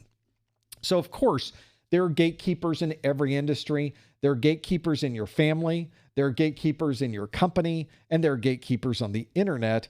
A lot of network engineers say, Network Plus is not important. Don't take that. Let me tell you what to take. And they'll tell you that that's the certification you should take. The reality is the right certification that you should take is the one that solves or serves the particular goals you have on your path to getting a job or a better job in IT. And I can't tell you what that is because I don't know what you want to do. I don't know what jobs are available in your area. I don't know if the job postings in your area are asking for Network Plus or the Cisco Certified Network Administrator, CCNA. I don't know if they're asking for Security Plus. I don't know. So I am never going to be that person that says, you should take this cert. Don't worry about those people and what they're telling you. You should do this. I'm not going to do that because I don't know if that's the right answer for you. You need to find the right answer for you. And that maybe there's a whole conversation we can, of course, have, but I'm not going to make a statement like that until we've had that conversation. Until you've gone out to the internet, you've looked at the job postings in your area, you see what employers are asking about, you see what types of things are going to be important for you, and that's what you do. But I don't think that is something that you can blindly say and sort of put as a broad stroke to say, this cert is bad, this cert is good, and that's the only one you should get, because that might not be the best path for you. I think that I also see these people on the internet, by the way, that try to gatekeep and or position you in a particular direction. In many cases, they're saying that because that's worked for them. And that's viable feedback. That's good feedback. I took this test and then I found a job that was looking for that cert and they hired me and I did very well. I want you to do the same thing. I think that's where they're coming from. That's really what they're trying to say. But they're saying it in a way that is ignoring the rest of the world, and how someone in Dallas or San Francisco might need a different path than someone who's in New York or in Washington, D.C. I don't know why I made it East Coast, West Coast all of a sudden, but that's not what I meant. Just wherever you are, there may be different requirements for what's going on. So think about that as well. Think about what makes the most sense for you. Do your research. And in this video, on the YouTube video description, there is a link to a video of how to get a job in IT with no experience. It's a video that I did. It's 30 minutes long, so that's relatively long for me to do this. And I go through the advantages and disadvantages of things that are important to know to get that first job in IT. Things like a 4-year degree or a formal degree. It doesn't even have to be 4-year. Things like IT and a certification in the field. Things like having some practical experience or knowing people that already work there. Every company and every situation is a little bit different. Your requirements and your knowledge will be different than other people who apply to these jobs. So there's different strategies that are going to be important and things that you should bring to the table. I try to put that in this video so that you can understand what things are important to know, what things are important when you're looking for that job, and what things are going to make the big difference if you finally get into the room and have an actual interview. So something you might want to consider as well if you're trying to work through all of that. Let's find some more questions. We have a few minutes left for additional questions to be able to work through these. So let's talk about career, since we're sort of on that path for talking about career. This one question asks, I have a bachelor's degree in agriculture. Comes from my place. I'm from North Florida, so degrees in agriculture were and are incredibly important in my area. But I'm interested in transitioning into the IT field. In today's job market, do you think certifications like A+, Network+, and Security+ are enough for someone without a computer science degree to start in a successful IT career? Also, what entry-level IT path would you recommend to someone coming from a completely different background? This is sort of a challenge I hear about all the time, and being able to work through this because everybody's pathway is a little bit different, but there are some similarities that you do start to see as you move through the industry. As I just mentioned, having one of those pieces of information, one of those elements I mentioned, a formal degree, industry certifications, practical experience, you know somebody who works there, those are important things to have when you're looking for a job. So certifications is just one of those. Getting a certification like A+, Network+, and Security+, that's enough for you to show that you have a good foundational knowledge in these topics related to an IT certification, an industry certification. But it doesn't replace a formal degree, doesn't replace a 2-year degree, a 4-year degree. It doesn't replace practical experience, and it doesn't replace you knowing someone who works there. It's one of many different elements, many different ingredients that you need to put into this pot to be able to stir around and show an employer that you are well positioned to do well in that particular role. So, and especially something like computer science degree, which is completely normal to ask about because most 4-year universities or colleges will have a computer science program. But computer science, as I mentioned earlier, is not the same thing as information technology. Those are two completely different worlds and very unusual to even see much overlap between those two. Well, computers in the name, you would think computers in the name means that it has to deal with computers. Well, this is a big industry, and computer science is an important one. If you want to learn how to program, you want to fight, you talk about fighting AI jobs right now. I can't imagine going into computer science right now, given what's going on with that chaos over on the AI side. But most of that chaos isn't seen by us over on the IT side because that doesn't affect us. We still have to do operating systems, maintain and manage these systems. We need to keep the network running. We need to design new networks. We need to connect all these networks together. We need to protect the data going over these networks. We need to make sure the firewall's operating. None of that has anything to do with AI.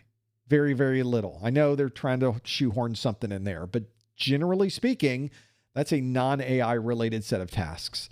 Certainly, we'll be able to use AI to some degree if maybe maybe scripting is not your forte. Maybe you never learned to script. Well, maybe AI will teach you to script.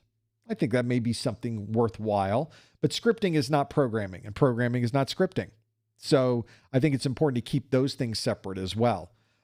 That's why I don't have a direct answer for you with this question. I don't think getting IT certifications by themselves are what you should be leaning on to get a job in the world of information technology. I think it would be better to have a job or have skills that were broader than that. You have a degree in agriculture, which, although not a technical degree, mine was not either. Business management is about as non-technical as you can get. But it's a good explanation, a good opportunity to be able to show an employer, I can go to a 4-year college, learn what needs to be learned, and get that degree.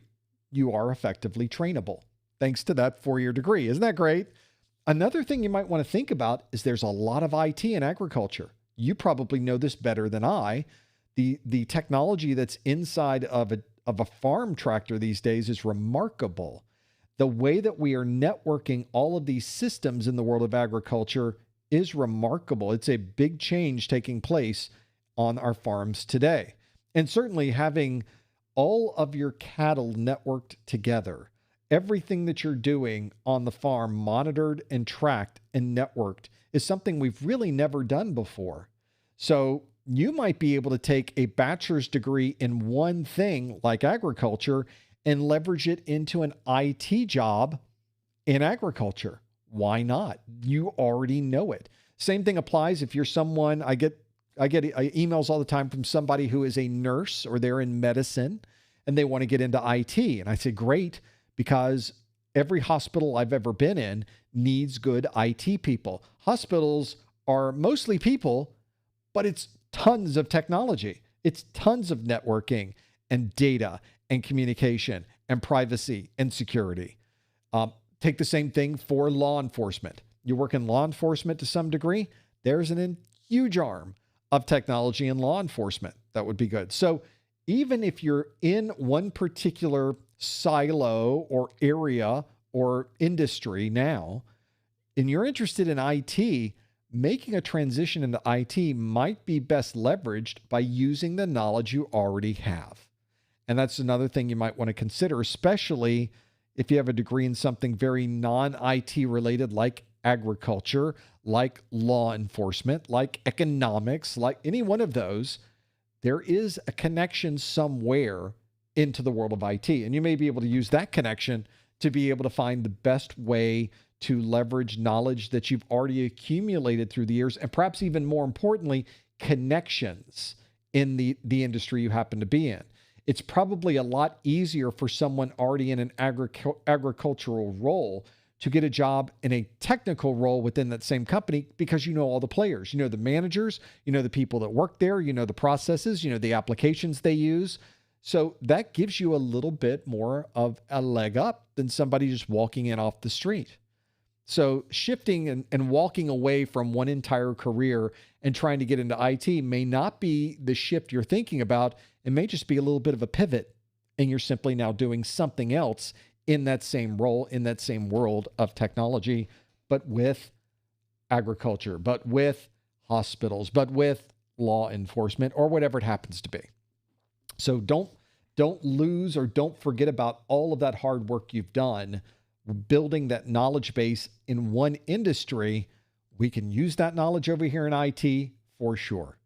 Something that we strive for, something we wish we had more of in IT. You ask any IT manager and they will tell you, we are constantly trying to connect the business with the technology. We're constantly trying to connect our overall goals for our organization with technology, because technology people think about, we need to upgrade Windows. We need to roll out patches. We need to increase the speed of our wide area network connection. We need to upgrade our internet firewall.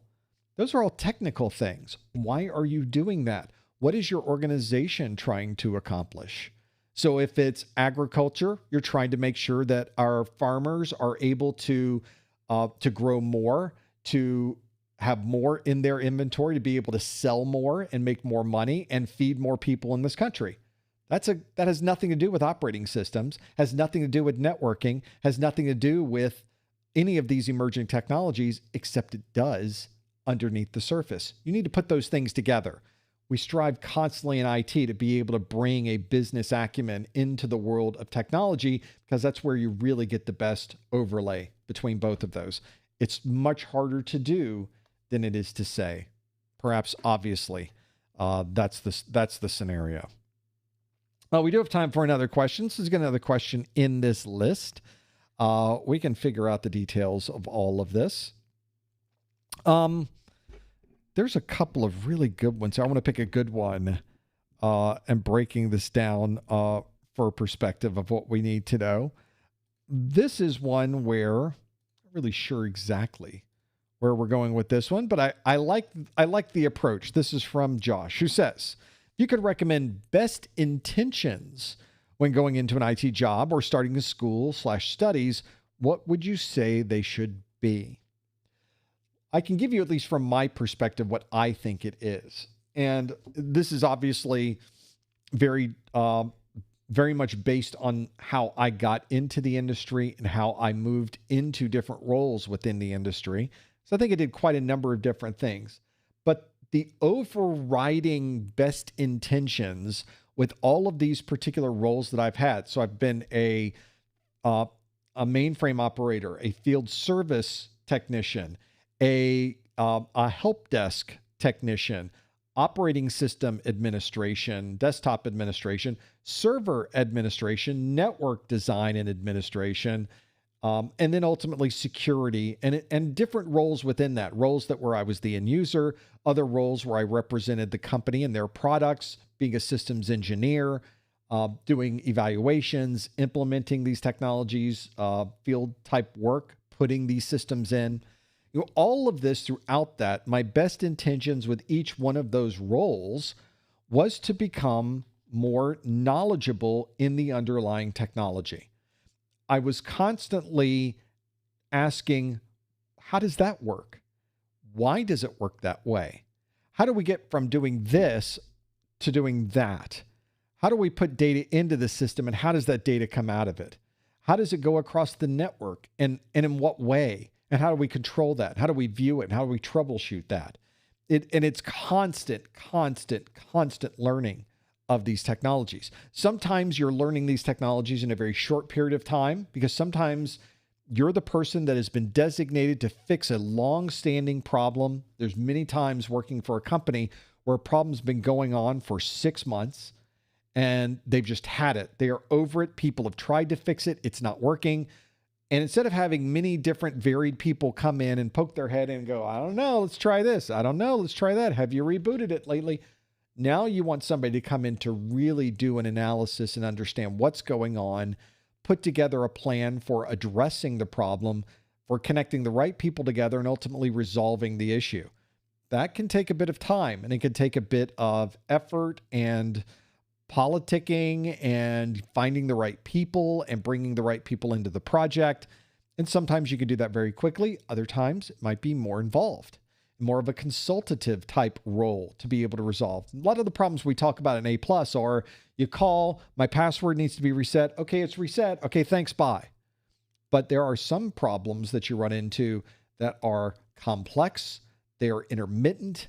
They are difficult for any one person who perhaps doesn't have experience in that particular area to understand what's going on. And you need somebody who has more of a niche bit of knowledge for that particular issue.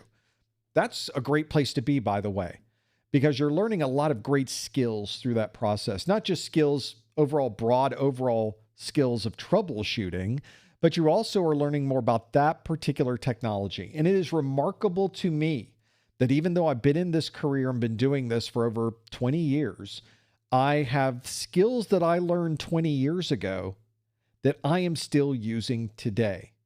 So you're not wasting your time as you go through this process. The things that I learned about cable management and crimping on an RJ45 connector 20 years ago, same skills I used last week when I crimped on an RJ45 connector for my doorbell. Although I will say, you can't see it now, I did a pretty good job of cutting myself with my snips, with my cable. Cut it pretty good, but it was worth it. It's a great doorbell.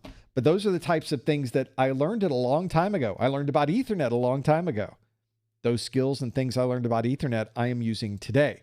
I learned about Microsoft Active Directory when Microsoft Active Directory was brand new, but those are skills that I've been able to use through the years. Now, to be fair, there's a lot of things that I've learned through the years that are worthless now. That's just sort of the nature of the beast. So everything I learned about cell-based networking with the asynchronous transfer mode, ATM. I mentioned this one, I think, last month. ATM was all the rage. We're ripping out our Ethernet. We're ripping out all of our network infrastructures, and we're putting an ATM to the desktop because we're able to run voice, data, video, and anything else we want to run over that link. And it all runs with exactly the same size. We didn't call them packets. We called them cells because they were all 53 bytes. Everything was 53 bytes. Everything that went across the network, 53 bytes. Are you sending data? That's a 53 byte cell. Are you sending any video? That's a 53 byte cell. Are you sending any voice data? 53 byte cell. It was all the same. That makes a lot of sense. That could have been really good. But as it turns out, Ethernet was less expensive. Ethernet was one that the more bandwidth you gave it, the less you had to deal with a lot of the problems. So we say this in the industry all the time. Well, we fixed that problem. Well, how'd you fix it? I threw some bandwidth at it. There you go. Did I fix the inefficiency in the protocol? I did not. But the protocol now runs 10 times faster in its inefficient form because I threw some bandwidth at it. I upgraded it from a 100 megabit network to a gigabit network. I've upgraded it from a gigabit network to a 10 gig network. So sometimes you do find yourself fixing the symptom instead of fixing the problem. Ethernet does a great job at fixing the symptom, and it does it very inexpensively. So ATM, huge companies went public. Force Systems was created. They went public. They were a multi-billion-dollar company. I did many meetings with Force Systems folks, and we talked about their technology. And I plugged into the ATM networks. I had analysis equipment that would show me the cells going back and forth, put them back together into LAN emulated data packets so I could look at all of the data going across the network. It was an amazing technology that I spent many, many, many months going through specialized training to be able to learn. And I got certified in ATM. How'd that work out for me? You know, generally you look back at that and think, well, that was a waste of time, but was it? I learned a lot about networking and how these different things run across the network simultaneously. And the things that I learned that were great about ATM, I brought back into the world of quality of service, about firewalling, about multiple data streams, about VLANs, and we were able to use that on a traditional Ethernet network. But a lot of it was worthless. A lot of it I don't use anymore. So we don't do cell-based networking on our side of things. There are a number of carriers that still use a similar technology with Sonnet and being able to send data back in the backbones of their companies, but it's not something we commonly see on our IT end user side of things these days. So yes, you will learn some things that you will never deal with again. Back in that day, I would have never thought that ATM would not even be mentioned these days. Maybe that's how we're going to talk about AI years from now. We'll say, remember that crazy AI thing? Or maybe it'll still be around to some degree and we're still doing things with it. Hard to tell at this point, but that's the beauty of IT. And I think that's where we should be focusing our efforts.